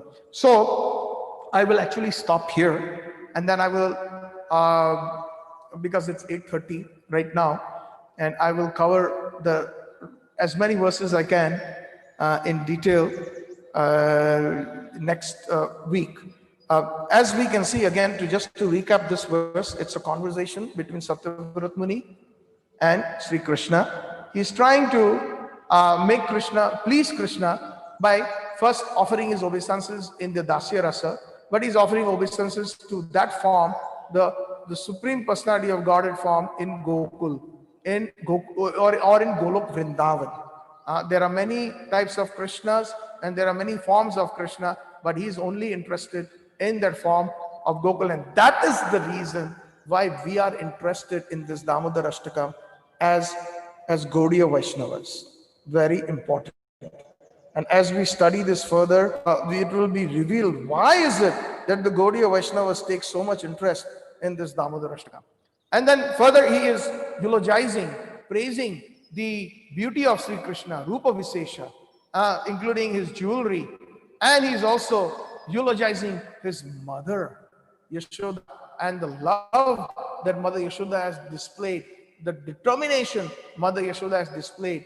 He is actually speaking all this to Sri Krishna as if he is going to please Sri Krishna. And indeed, Krishna has a broader smile as he is hearing all these from the mouth of Sri Satyavrat Muni about all the different praises that are happening in the first verse.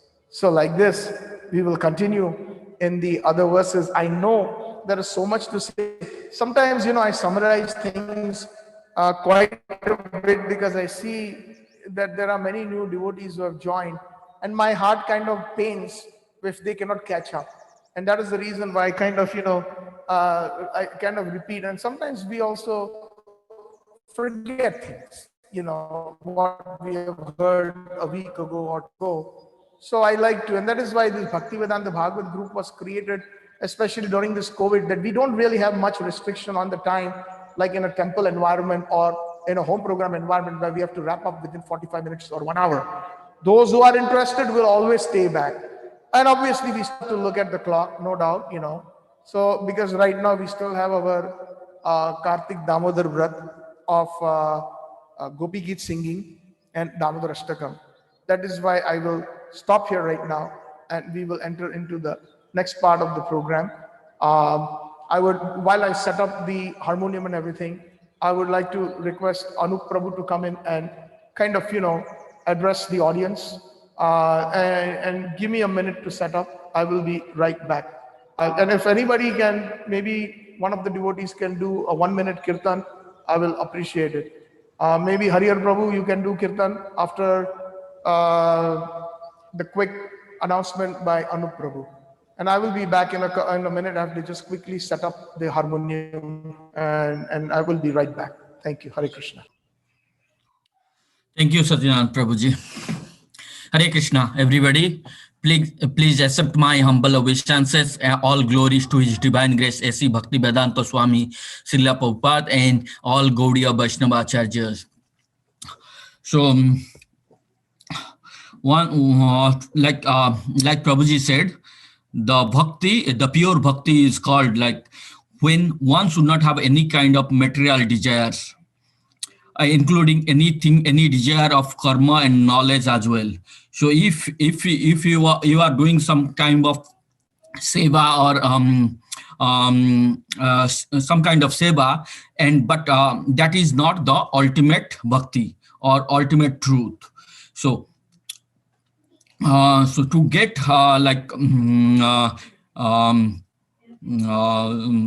ultimate ultimate bhakti, you should detach from this material world and surrender yourself under lotus feet of Krishna. Prabhuji also nicely explained the verses of Damodarashtakam, and you should take it to home like this Damodarashtakam is a communication between Satyavrat Muni and Krishna.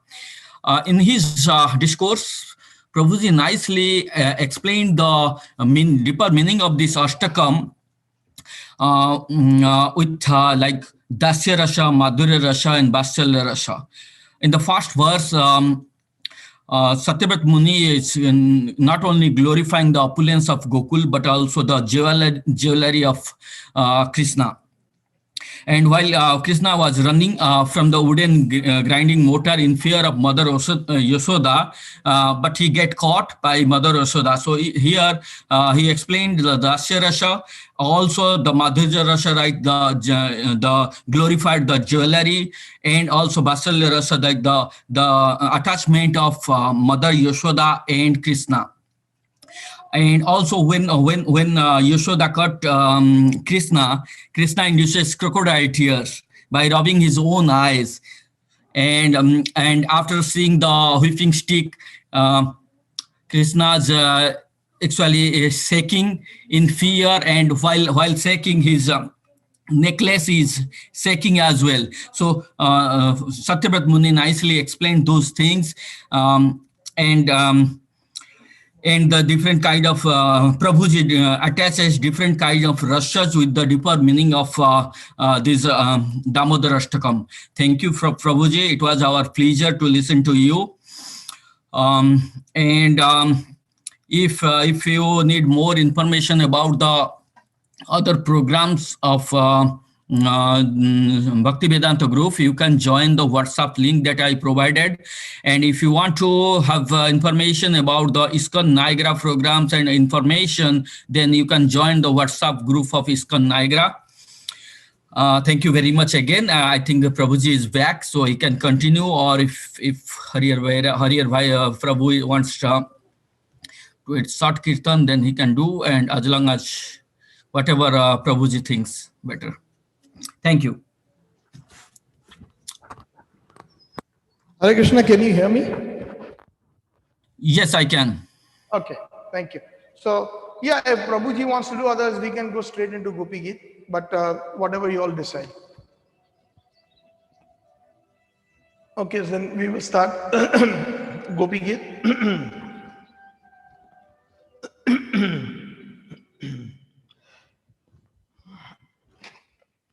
Pankit Prabhu, if you can, thank you.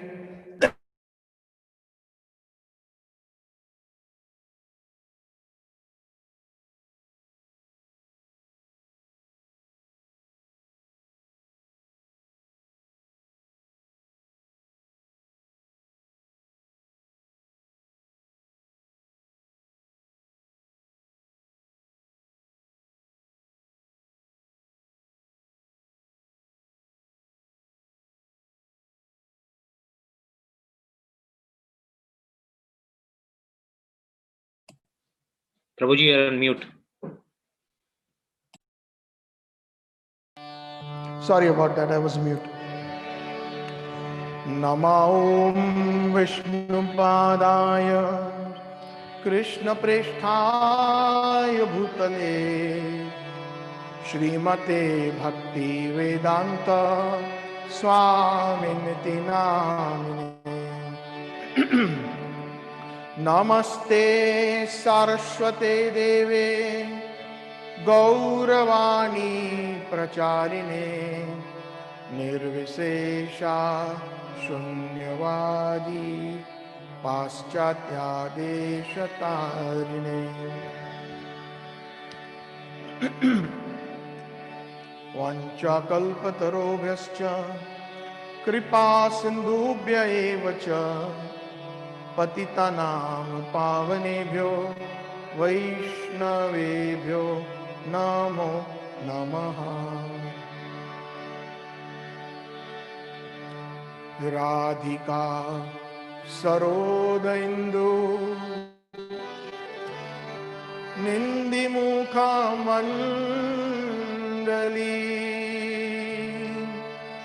वन्द्ये श्रीपादपद्मा वृषभानुनन्दिनी।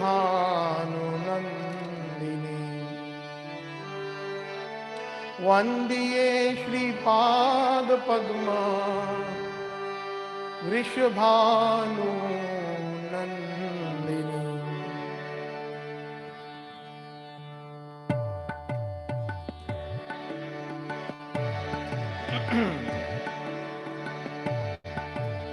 गोप्याऊचुः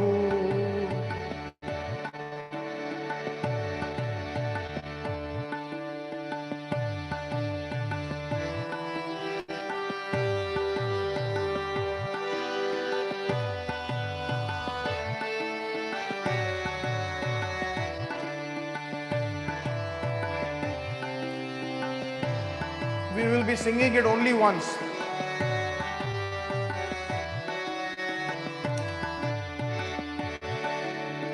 जयति केधिकम्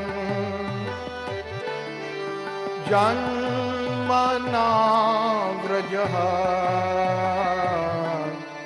श्रायत Indira शाश्वदात्रहि।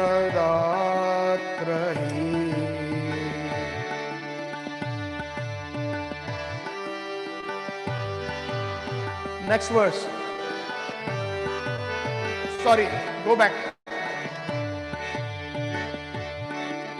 Daita drishyata dikshutavaka tai bruta savas tam vichin vate sharadodashaye sadhu jatasa sarasijo dara sri musha rusha suratanankate ashulkada shika varadhane nato me hakim vada vishajalapyaya vyalara shasha varashama ruta vaidyutanana vrushamaya maja vishvato bhaya rushavate vayam rakshita moho nakhalu gopika nand नन्दनो भवान्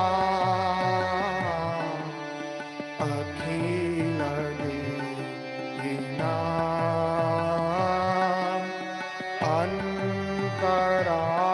अन्तरात्मद्रोह विखानसार्थितो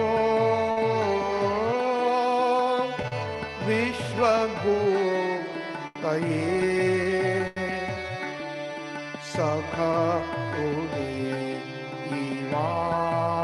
उदेवान् सात्वतां कुले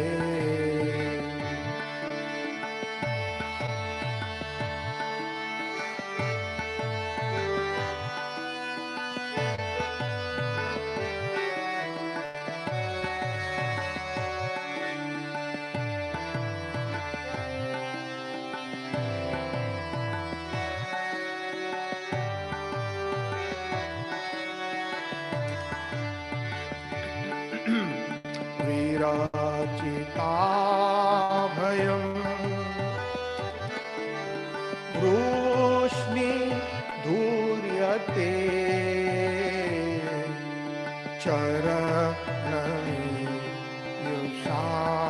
चरणयुषां संश्रुते भया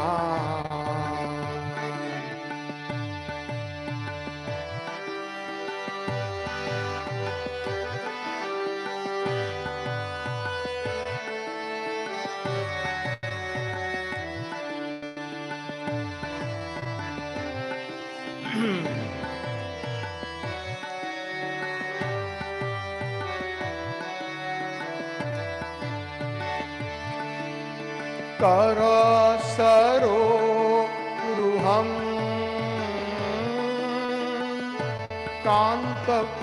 कान्तकामदम् शिरसि विनः श्रीकर गृहम्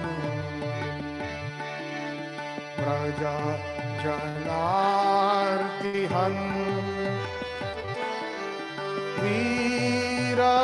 वीरयोषिता निज जन स्मया दंशना स्मिता भजा सखे भव किंकरी स्मनो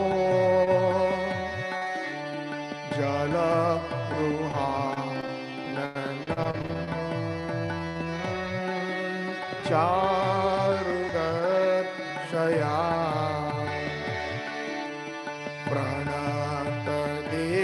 प्रणतदेहिनां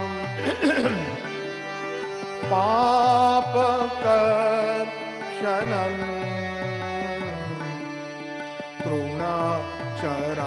तृणचरानन्दम्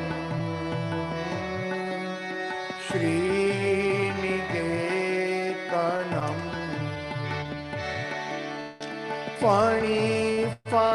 फणिफणार्पितं ते पादां भुजं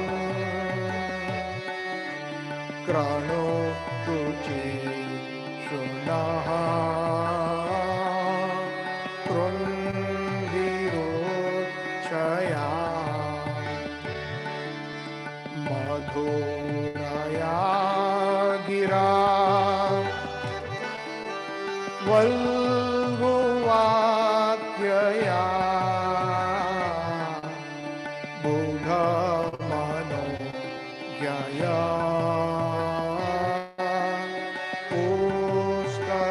पुष्करेक्षणा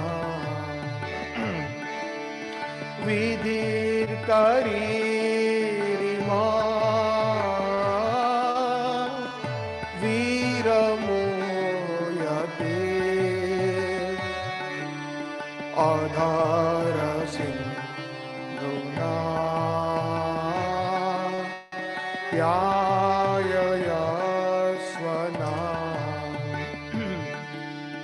तव कथामृतं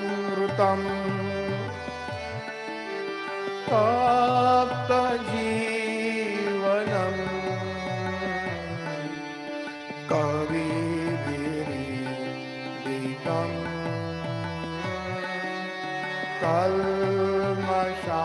कल्मषापहम्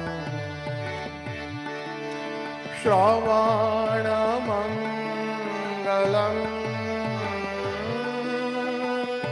श्रीमदागतम् भुवि गृह्णन्ति भूरिदा जना।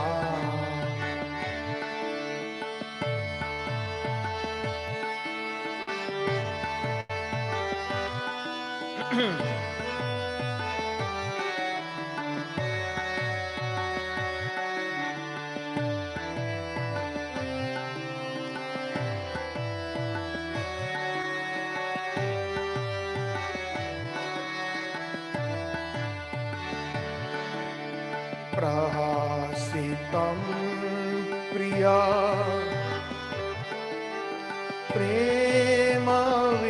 प्रेमवीक्षणम् विहरणं च ते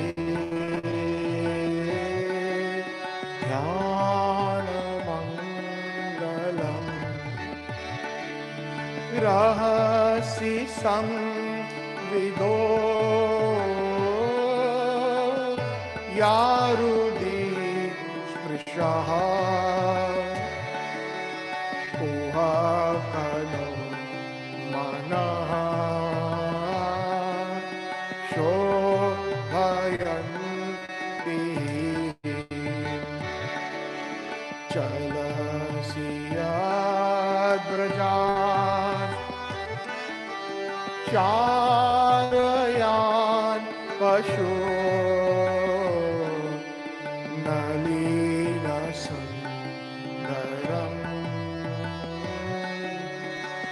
नाथ ते पदम् शीलातृणं पुर सिद्धितिनः कलिलता मनः कान्तगच्छति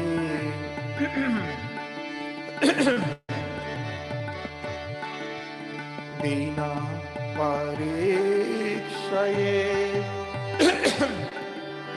नीला कुण्ठले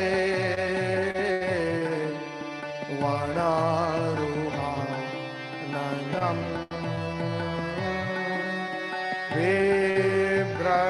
बिभ्रदावृतम्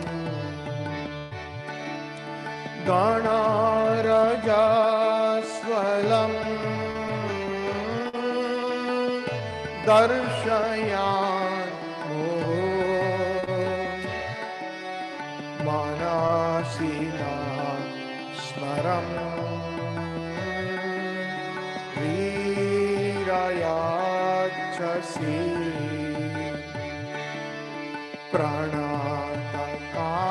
प्रणतकामदम्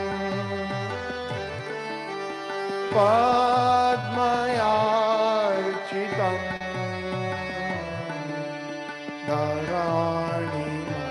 धरणिमण्डलम्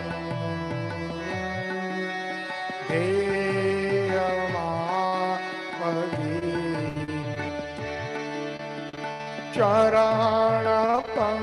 चरणपङ्कजम् शन्तमं च ते रमणस्ता विश्व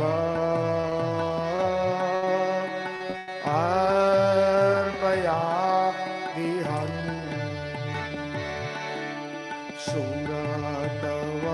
सुरतवर्धनम् शोकनाशनम्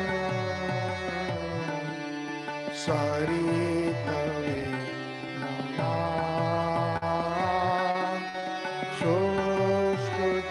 शुष्कचुम्बितं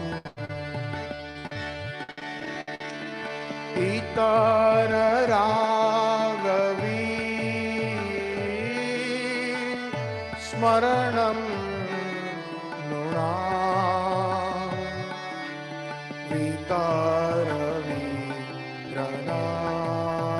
वितरवीरनास्ते अधारमृतम्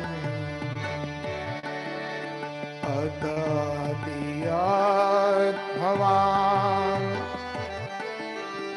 अहनि काननम्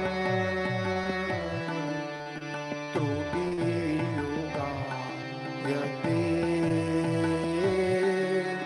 ताम् अपश्यताम्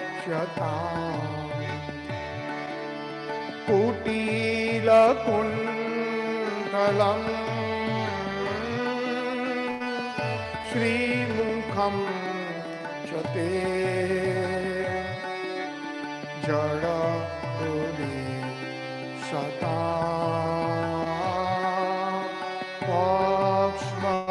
पक्ष्मकृदशम्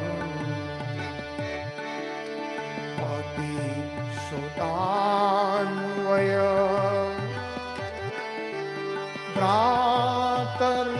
भ्रातर्बान्धवा अतिबलं यते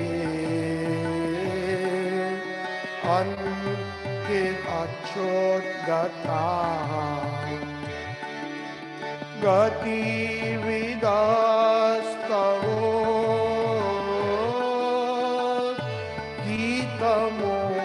गीतमोहिताः गीतवयो शीताः तस्त्यजे निशि रहसि संविदम् रुच्छयो दयम् प्रहसिता ननम् प्रेम वीक्षणम् बृहत् उरः श्रियो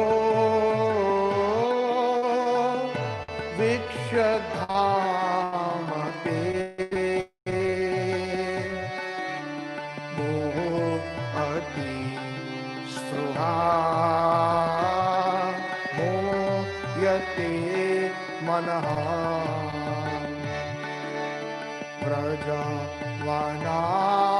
व्रजवनाकशाम् व्यक्तिरङ्गते वृजिनद्रि अलम् विश्वमङ्गलम्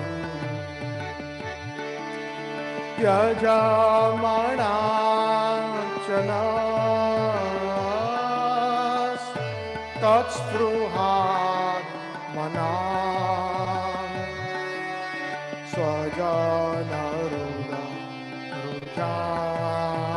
स्वजनरुजाम् यन्निषोत्तनम्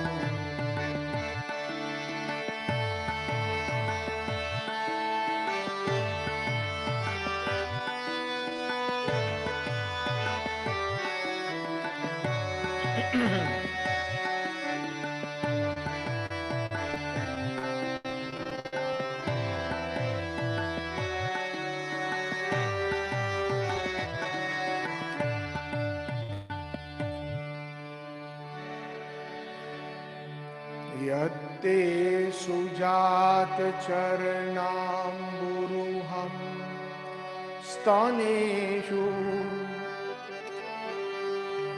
भीताः शनैः प्रियदधिमहि कर्कशेषु तेनातविं हतसि तद व्यथते ना किं स्विता कूर्पादिभिर्भ्रमति धीरा भवद आयुषं नः।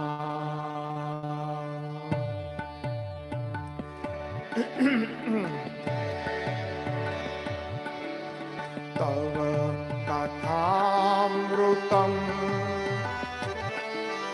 तप्तजीवनम् कविभिरीडितम्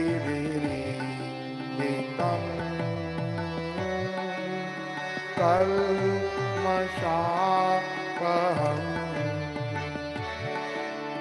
श्रवणमङ्गलम्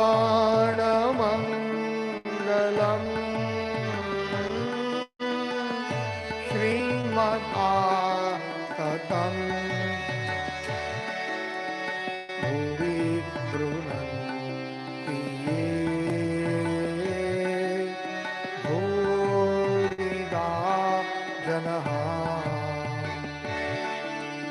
भुवि गृह्णन्ति ये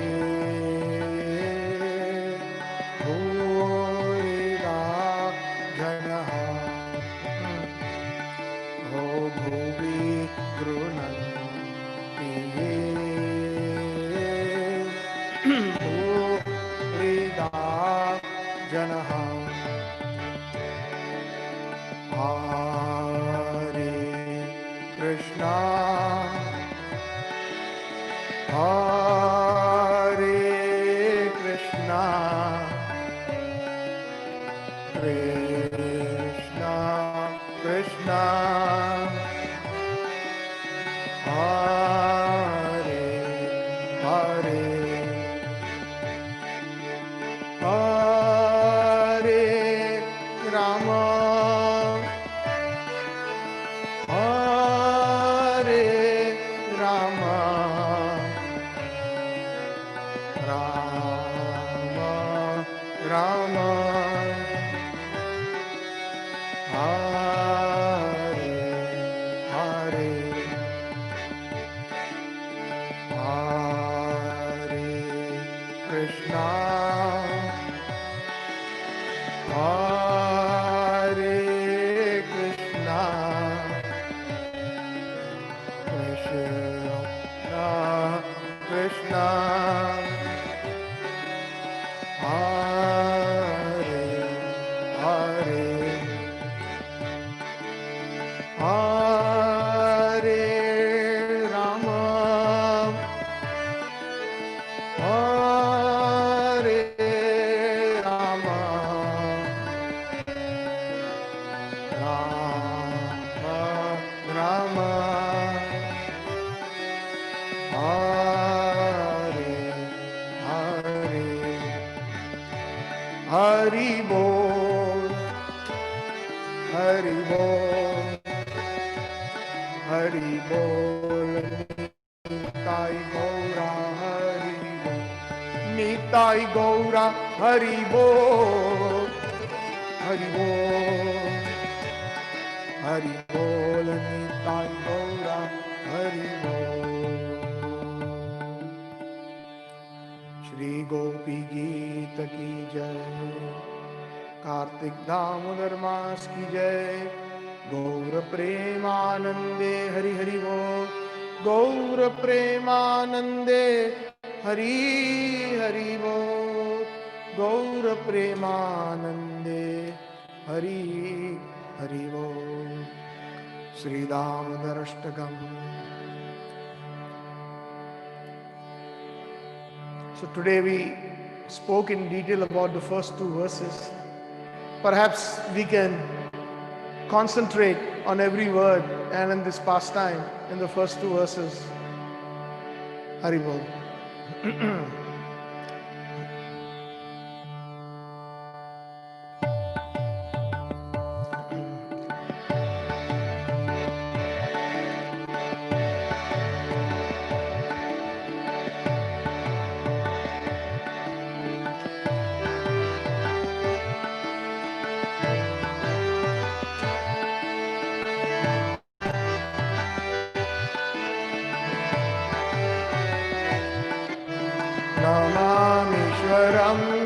Satchidananda Rupam Lasatkundalam Gokule Brajamanam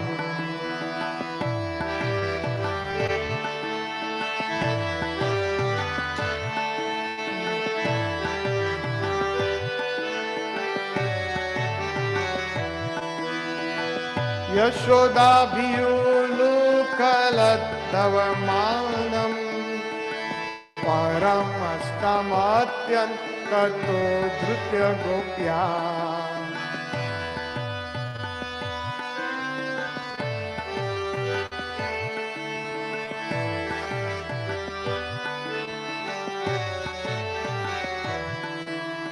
Rudantam Muhurnetra Yugmam Rujantam Karamboja Yugamena Satanka Netram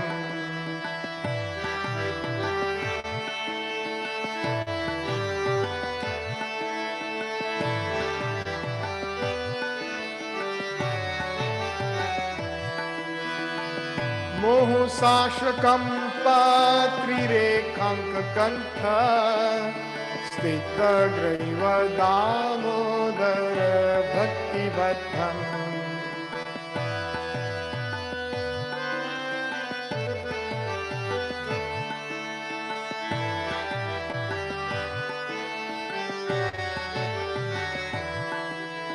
Idrik Lila Ananda Kunde Sagoshani Manjantam Akhyupayantam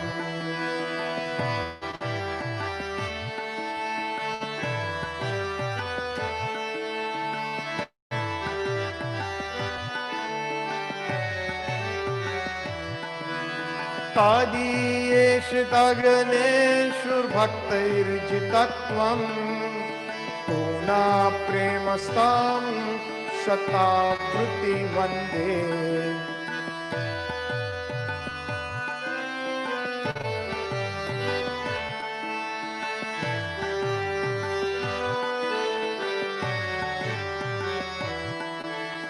Varam Deva Moksham Na Moksham Abdimva Na Chanya Vrineham Varshadaya Piha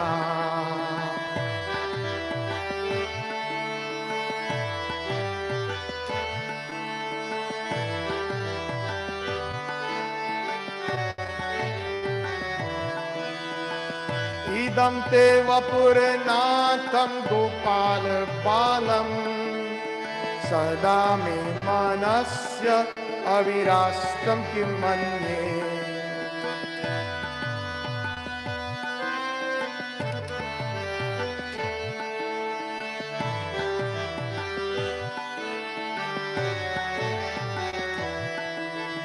Idam te mukhambojam atyanta nila Vrutam kunthalai snigdha raktaischa gopya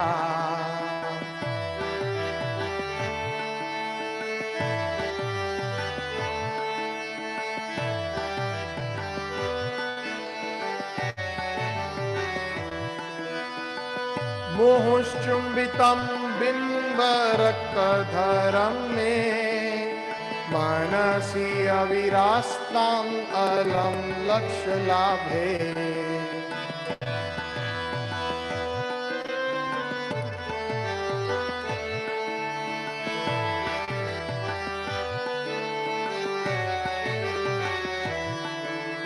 Namo Deva Damodar Ananta Vishnu Prasiddha Prabhu Dukkha Jaladhimagnam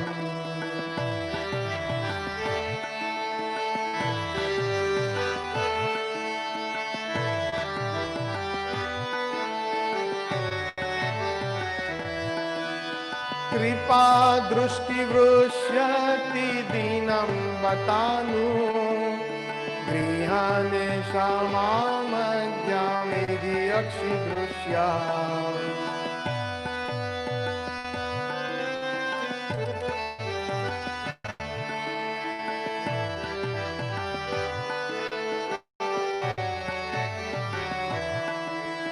कुबेरात्मजावबद्धमूर्तैव यद्वत् तया मोचितौ भक्ति भाजौ कृतौ च।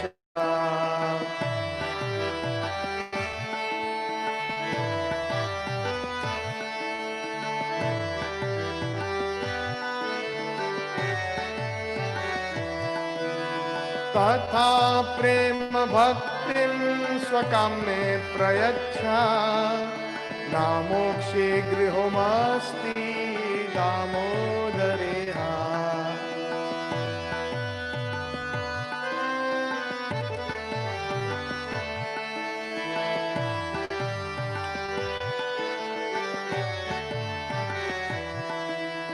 नमस्तु धाम्ने स्फुरद्दीप्तिधाम्ने त्वदीयोदरायाथ विश्वस्य धाम्ने।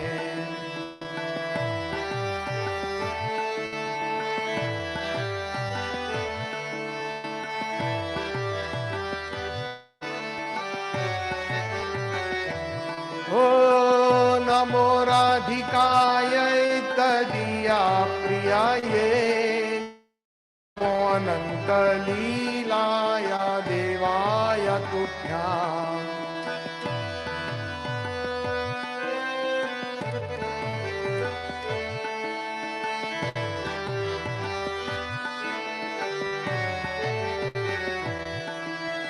नमो राधिकाय तदीया प्रियायै नमो अनन्तलीलाय देवाय तुभ्याम्।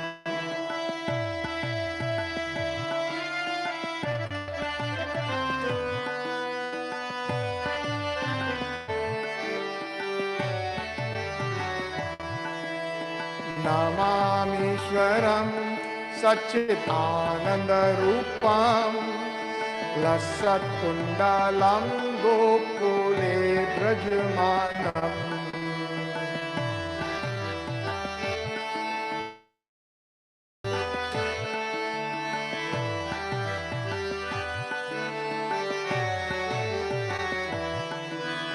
यशोदाभियोलोकलब्धवमानम् परमस्तमत्यन्ततो द्रुप्यगोप्या।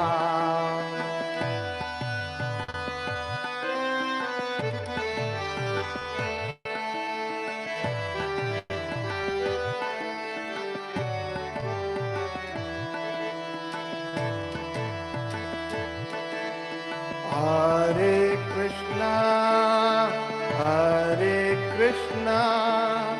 कृष्णा कृष्णा हरे हरे हरे राम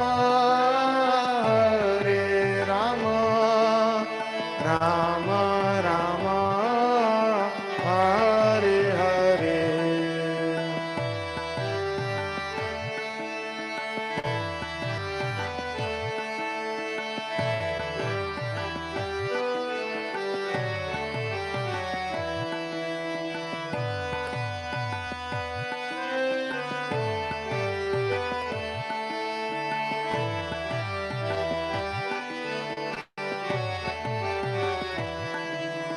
हरे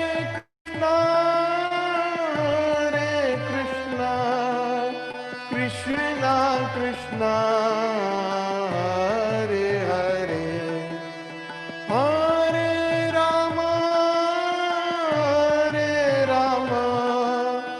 राम राम हरे हरे।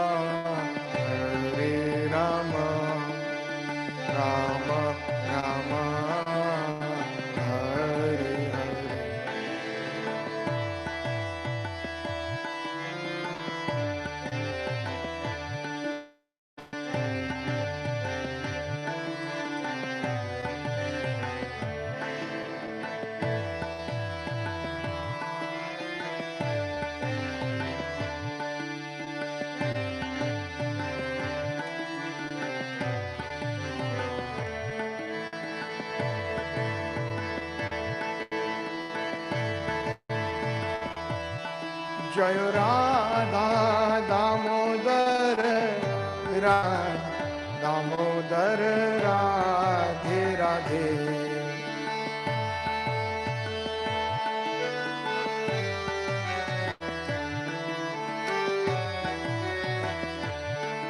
जय राधे जय राधे जय राधे जय जय श्री राधे।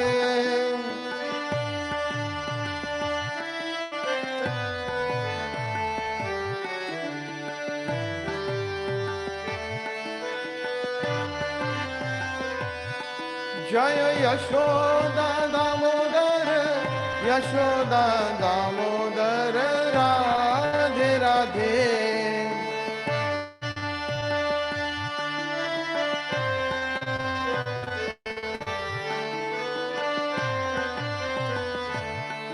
जय राधे जय राधे जय राधे जय जय श्री राधे।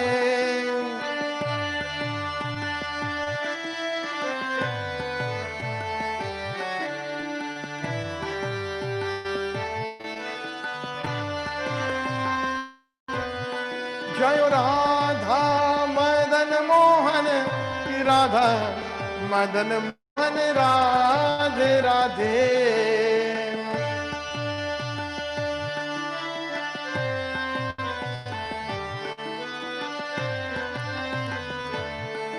जय राधे जय राधे जय राधे जय जय श्री राधे।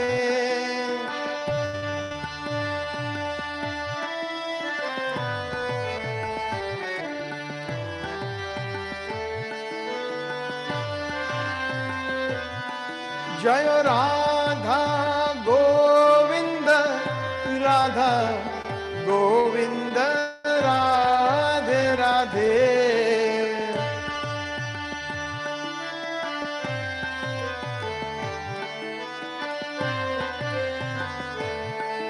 जय राधे जय राधे जय राधे जय जय श्री राधे।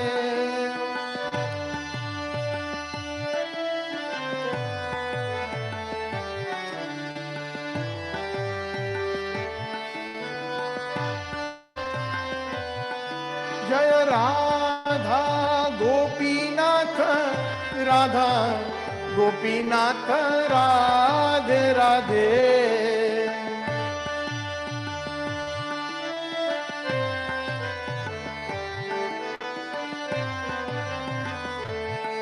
जय राधे जय राधे जय राधे जय श्री राधे।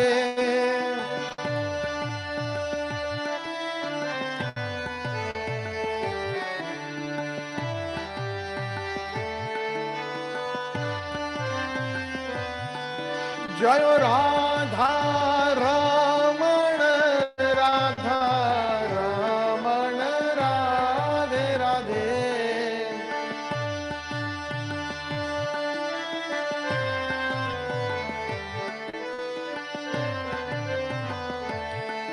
जय राधे जय राधे जय राधे जय जय श्री राधे।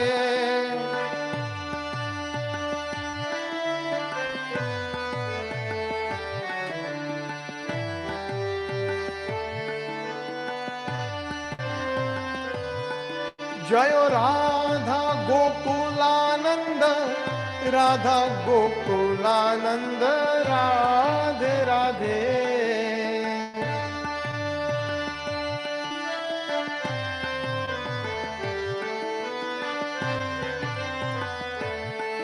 जय राधे जय राधे जय राधे जय जय Shri Radhe.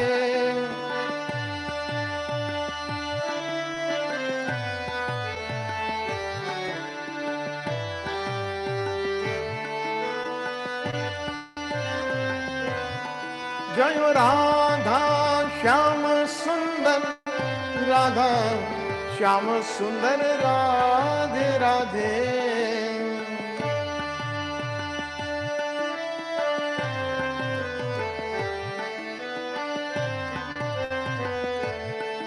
Jayo Radhe Jayo Radhe Jayo Radhe Jayo Jayo Shri Radhe.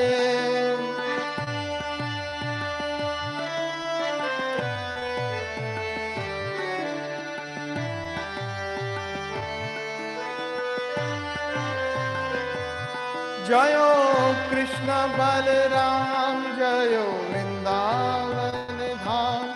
Jayo Krishna Balaram Jayo Vrindavan Dham.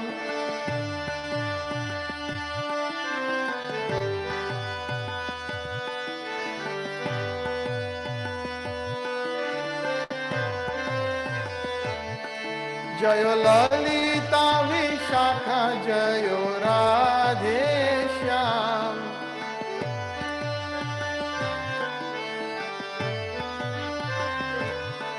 Jayo Lalita Vishakha Jayo Radhe Shyam.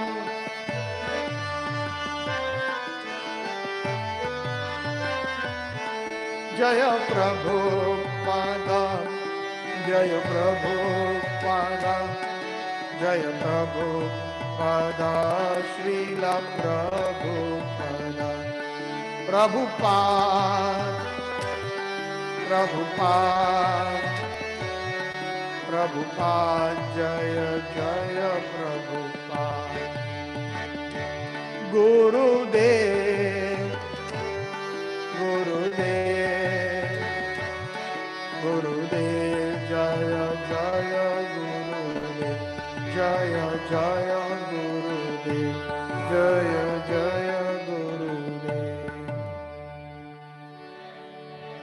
Gaur Premanande Hari Hari Bol. Gaur Premanande Hari Hari Bol. Gaur Premanande Hari Hari Bol. Gaur Premanande Hari Hari Bol. Namami Shwaram Satchidananda Rupam Lashata Kundalam Gokule Brajmanam Yashodabhiyumukha Laddhavanam Paramastam Atyanta Tato Drupya Gopya. Kartik Damodar Mas ki jai, Shri Damodar Lila ki jai, Damodarashtakam ki jai. Gaur Premanande Hari Hari Bol. Gaur Premanande Hari Hari Bol. Hare Krishna. So, thank you for your associations. The Damodar Vrat participating in the Gopi Geet and the Damodarashtakam. And we're certainly hoping that Radharani, Shyam Sundarji, Prabhupadji, and the Vrajvasis will be pleased with our small endeavor here. So, Anuprabhu, do you have any announcements, or shall we open up the mic if anybody has any comments, questions, or concerns, or any realizations if they want to share? I'll open up the mic. I'm allowing all the participants to open their mic so they can do it by themselves. Yeah. Okay. So first of all, I want to thank the Bhaktivedanta Bhagavad group team, Ashimkar Prabhu, Anup Prabhu, and also Pankit Prabhu for very nicely managing in the background the the announcements, the sharing the screen with the Gopi Geet and the Damodarashtakam. Thank you very much, all of you. Thank you. Hari Bol. So go ahead if anybody has any questions, realizations, or any Please help yourself. Mic is now open, and one at a time you all can please share your realizations. Hare Krishna.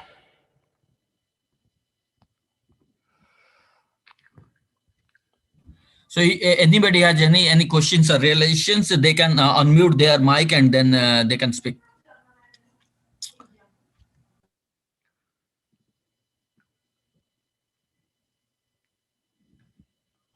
Are they unmuted? Can you double check? I have clicked the option, allow participants to unmute themselves. So it's on, they can do it. Okay. Thank you. So what do you all say? I want to have a question for all of you. What happens if I don't complete Damodar Lila next Sunday? We can continue it, right? What does I see Anup Prabhu shaking his head. Who else? What? Yeah. I'll start calling out the names. Maybe I can take a quick opinion. How about Ashim Prabhu?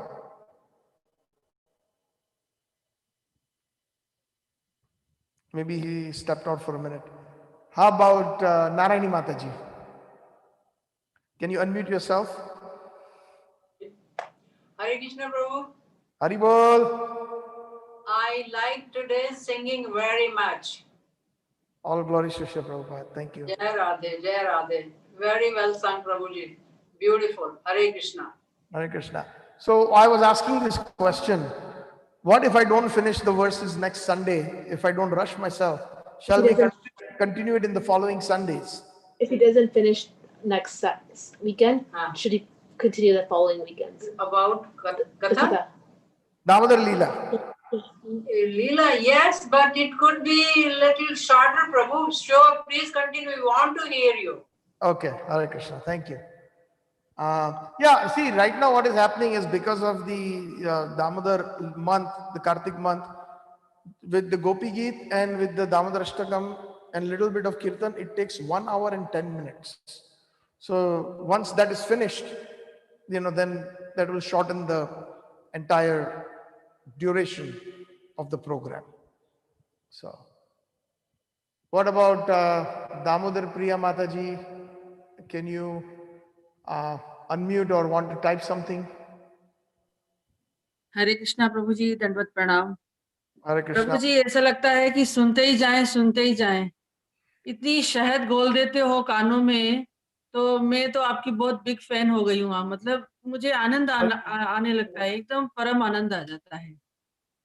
जय श्री प्रभुपाद। मैं बहुत fortunate समझती हूँ अपने आप को कि मैं आपसे सुन पाती हूँ। आप इतने अब प्रेम से कथा सुनाते हैं और इतना प्रेम से गोपी गीत गाते हैं, तो मेरे आंखों से अश्रु आ जाते हैं। और पहले कभी ऐसे फील नहीं हुआ था कि गोपी गीत गाने से मैं महाराज को बोलती थी कि महाराज गोपी गीत सुनने में वो आनंद नहीं आ रहा है। तो बोले नहीं, सुनते रहो, एक दिन आनंद आएगा। तो आपने जब गाना चालू किया तो मैंने सुना, तो मेरे आंखों से अश्रु आने लग गए और मतलब फीलिंग हुई, तो मुझे बहुत अच्छा लगा। थैंक्स टू यू प्रभु जी, बहुत सुंदर गाते हैं आप और हृदय को टच हो जाता है। Thank you so much. Thank you, Mataji. दंडवत प्रणाम, कोटि दंडवत प्रणाम सभी। Thank you for your kind words and all glories to Srila Prabhupada. Thank you. So, Gopal Prabhu, Hare Krishna, long time. Hari Bol.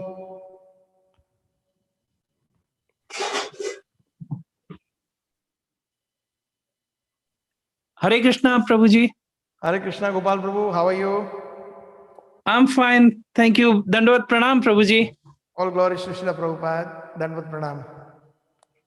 Prabhuji, it's today it was really a nice katha, and really it really took us in Dwapar Yuga, in the child time of Krishna.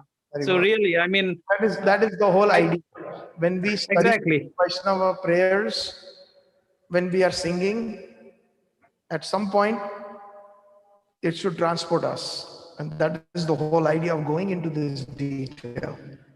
And I'm very fortunate that I am able to share it with the devotees who are joining. That is my reward, that you all are interested. Otherwise, we have my Thakurji. I always do it in front of him. But I'm very happy to be a part of this group and share with everyone. So as we go deeper into the verses, you all will feel it. I'm hoping that you all will. My prayers at the lotus feet of Damodarji and Yashoda Mai and the Vrajavasis to reveal themselves even further. So thank you so much. So like I was asking, in case if I cannot explain, if instead of Srimad Bhagavatam, we can continue the verses until we finish. So there is no rush, right? That's what I'm saying. That was the main idea of also opening up the mic and asking everybody. So what is your opinion on that? Because next week I have to finish 7 verses and I don't want to rush it. If I cannot, then we can continue the following Sunday. Okay?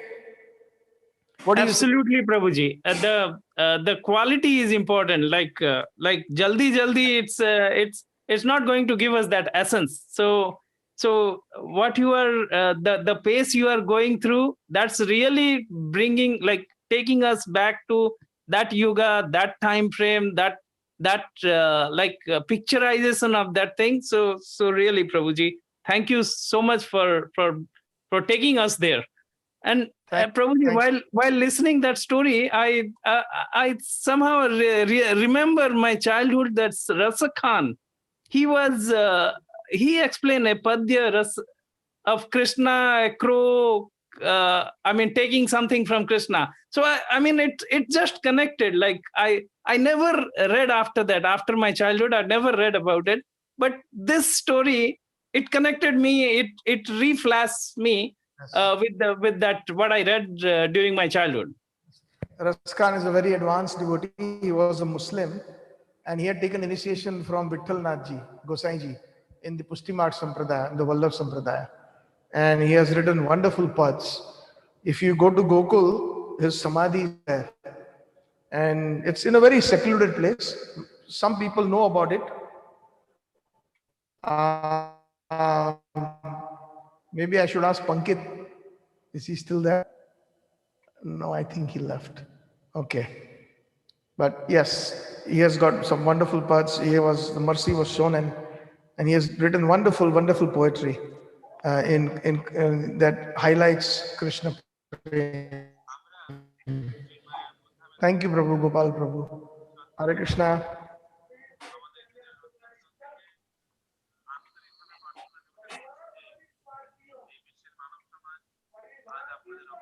Yes, it is before Raman Reti, Nandpran Prabhu.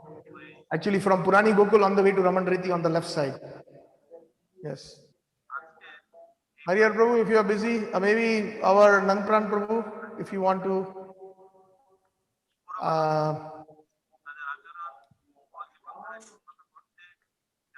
Hare Krishna Prabhuji, Dandavat Pranam to all. Kripa baras rahi hai. Hare Krishna Prabhu. So, thank you, Prabhu, for coming on. I hope your trip to Kamyavan was wonderful today. Send us the pictures. Yeah. Did you find the samadhi, the bhajan stali of our Acharya Prabodhananda Saraswati Pad? No, Prabhuji, because there was no signal in Kamyavan, so I could not get your message. Oh, okay. So next trip we'll definitely find out. Okay. It's not too far from Surabhi Kund, right there. Yeah, we'll find out, Prabhuji. We'll find out, definitely. Thank you for the darshan of Kamyavan today, Prabhu. I got the little video clip of Yes, Prabhuji. Vimal Kunda Really enjoyed. and the Pancha Pandav. Thank you, Prabhu. Yeah. Jai Ho. Jai Ho. Hare Krishna. Hariyar Prabhuji, sorry, I did not hear you before. Damodar Katha was really very like a Prabhuji, speak straight into your straight. Thank you. Dandavat Pranam Prabhuji. Damodar Lilamritam was really very good. Yes, as if Amritam was oozing out of the Katha. It was very, very, yeah, it was full of happiness and bliss. Beautiful. If you can continue it, you can continue it beyond next week as you proposed. Pressurized. Thank you. Yeah. Then I'm not pressurized. Hari bol. Hari Because I bol, said Hari I bol. will finish in Kartik Damodar. But see, we have Gopi Geet, we have Damodarashtakam, we had last week, we had Govardhan Puja. Prior to that, we had the ISKCON Niagara Falls launch. So I had to combine this. So that is the reason I'm falling short of time. So I'm happy that devotees are relishing. And that is the main thing, we are not in a rush. Right. So thank you. Thank you for your valued opinion, Prabhuji. And anybody else? Mukund Prabhuji. Hare Krishna. Hare Hari Krishna. bol, Prabhu. Hari bol. Yes, nice Katha. We wonderful. We enjoy. No problem. Sunday. Hare As Krishna. usual, Thank you, Prabhuji. enjoy. Hari bol. Satchid Prabhu ki jai. Srila Prabhupada ki jai, Kishore Kishori ki jai. Jai. Okay, who else we have? Pravina Ben, Raman Bhai, Pravina Mata, Raman Prabhu. Okay. Is Asim Prabhu back? Yes, Prabhu, I'm back. Where is Asim Prabhu? Hi. Okay. Yeah. Yes. Yes. So I think we missed you for a little bit. I had a question for everyone that if I don't finish next Sunday, which it is unlikely, then I can continue the following Sundays, right? We are not in a rush to go back into Bhagavatam, are we? Not us, no, for sure. Like, Okay. we are always here. It's So what were your reflections about today? Tell me. so Tell us. today, yeah, the key message, Prabhuji, that you said that the only desire that we should have is to make Krishna happy, and the essence of the Damodar Katha was that the Vrajvasis, they always desire to make Krishna happy so that they can exchange the most intimate pastimes with Krishna, and which was reflective of the Damodar Lila, like Mother Yashoda exchanged the Vatsalya Ras with Krishna. Nice. So One very important point. Anybody else wants to try? You keep your microphone open. one other important point. Very important point. The All is important, no doubt. Go ahead. If you remember it, you can say it. Or the other important point, which was really the the two terms that he used, the Bhakta Vatsalya and the Bhakta Vasya, where that's the one that I wanted to hear. Thank you. you. Okay. So I was listening.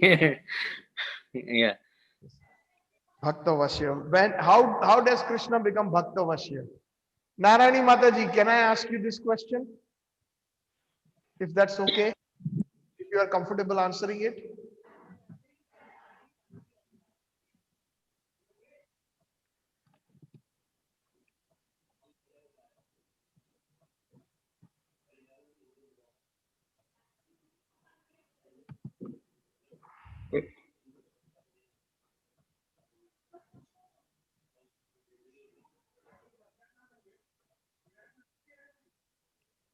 Yes, Mataji. My question is, Prabhu, what's the question? Now that I'm able to answer, but I would like to know the question at least. yes, sure. The question was that there was some very, very important point highlighted in today's Katha in this Damodar Lila, and he already gave the answer, Asim Prabhu, that Krishna is Bhakta Vatsala and he's Bhakta Vashya. And Bhakta Vatsala is when Krishna takes care of us, but Bhakta Vashya is when Krishna is controlled by the devotee. So my question is, how is it possible that Krishna can be controlled by his devotee? How is it possible? What is the answer to that? Because the love we give to Krishna, sincere love, he is overwhelmed by it. So like Radha's love for him, so he's controlled by Radha because her love is so much, so intense that he feels like, not he feels like, he becomes controlled out of love. Perfect. Perfect. So our love for Krishna has to exceed his love for us, and then we will be able to control Krishna. Okay. Wow. Mother Yashoda's love has exceeded the love of Krishna. Even if it is equal, it is not possible to control Krishna. Wow. It has to be more than Krishna loves us. That is what we have to achieve. Prabhu. Huh? It's a tall order, but still good to know. It's possible. Why not? We are in the right school. We are in the right university. Prabhupada has taught us this system. Yes. Radhe Radhe. So it means Markat Bhakti, Markat Prem. It is? It is Markat Prem. Markat. We need both. We have our own endeavor and Krishna's kripa. And Krishna's kripa means the kripa of Mahaprabhu, kripa of the Acharyas. Yes, Markat Nyay. Nice. Thank you so much, Asim Prabhu, Narayani Mataji, Hariyar Prabhu. And anybody else has to say anything that they want to before we say Gaur Nittai tonight. Yeah. Prabhuji. Yes. Oh, one more thing. I think Gopal Prabhu has written in the chat while Mother was speaking, Mataji was speaking, he said, when bhakti is beyond the limit. Yes. So that is, translates bhakti is beyond the limit when you love Krishna more than he loves us. So that is beyond limit. Very true. Thank you, Gopal Prabhu. Yes, Anup Prabhu, go ahead. So in Vrindavan, the monkeys are nowadays taking mobile phones and purses. So are they now materially attached? No, we cannot say that. You know, this is the trick Krishna is playing through them. They are checking if we are materially attached. Okay. Are we operating behind our phone and our money? And that's why Krishna is. Yeah, my question was like, yeah, this is Kali Yuga, right? So everybody is affected by the Maya. So is like monkeys are also. No, it's the other way. The monkeys are an instrument of Krishna. If you look at it from the higher perspective, you see he's taking our material possessions away, like mobile phone, taking our wallet or whatever, and how much we are thinking about wallet and about mobile phone or the glasses instead of thinking of Krishna. So that is the test. Okay. But anyway, this is humor in Krishna consciousness. You know, every time I mention this katha about the hatwala and the monkey coming down and slapping and saying, "You think only your grandfather?" You know, the whole hall, they burst into huge laughter. I'm missing that because of the muted condition on Zoom. But this was a nice little story that I thought I always add in this katha. We also had the same feeling, Prabhuji. Yeah. Most people laugh when they, you know, when he makes the tricks and they drop the hats. So most people laugh. Then I have to say, wait a minute, not yet. You know, you have to be ready for the roller coaster. And the roller coaster is when the monkey comes down and slaps. You think only you have grandfather? Even we have grandfather. He told us this story that this is how we will trick you. So don't throw your hats. Actually, in our school days, we had a similar story called Nakalchi Bandar. Acha. Similar story. These are all stories in India that that have been carried on for many generations. So, anyways, thank you all so much. We will meet soon. Of course, sorry, I was not able to hear some of the announcements, but you did announce that every day until the end of Kartik. Next Sunday is the last day of Kartik, and 8:30 p.m. Gopi Geet, and Saturday, Sunday at 6:30 is there. So those who are there, just to, of course, you will get the Zoom links. So Monday through Friday, 8:30 p.m. Gopi Geet and Damodarashtakam. Saturday 6:30 Gopi Geet and then Gopi Geet Katha. Okay. Thank you very much. All glories to Srila Prabhupada. Damodarashtakam ki jai. Kartik Damodar मास की जय। गौर प्रेमानंदे हरि हरि हरि बोल। गौर Nitai Gaur Nitai, Gaur Nitai. गौर निताय। गौर निताय।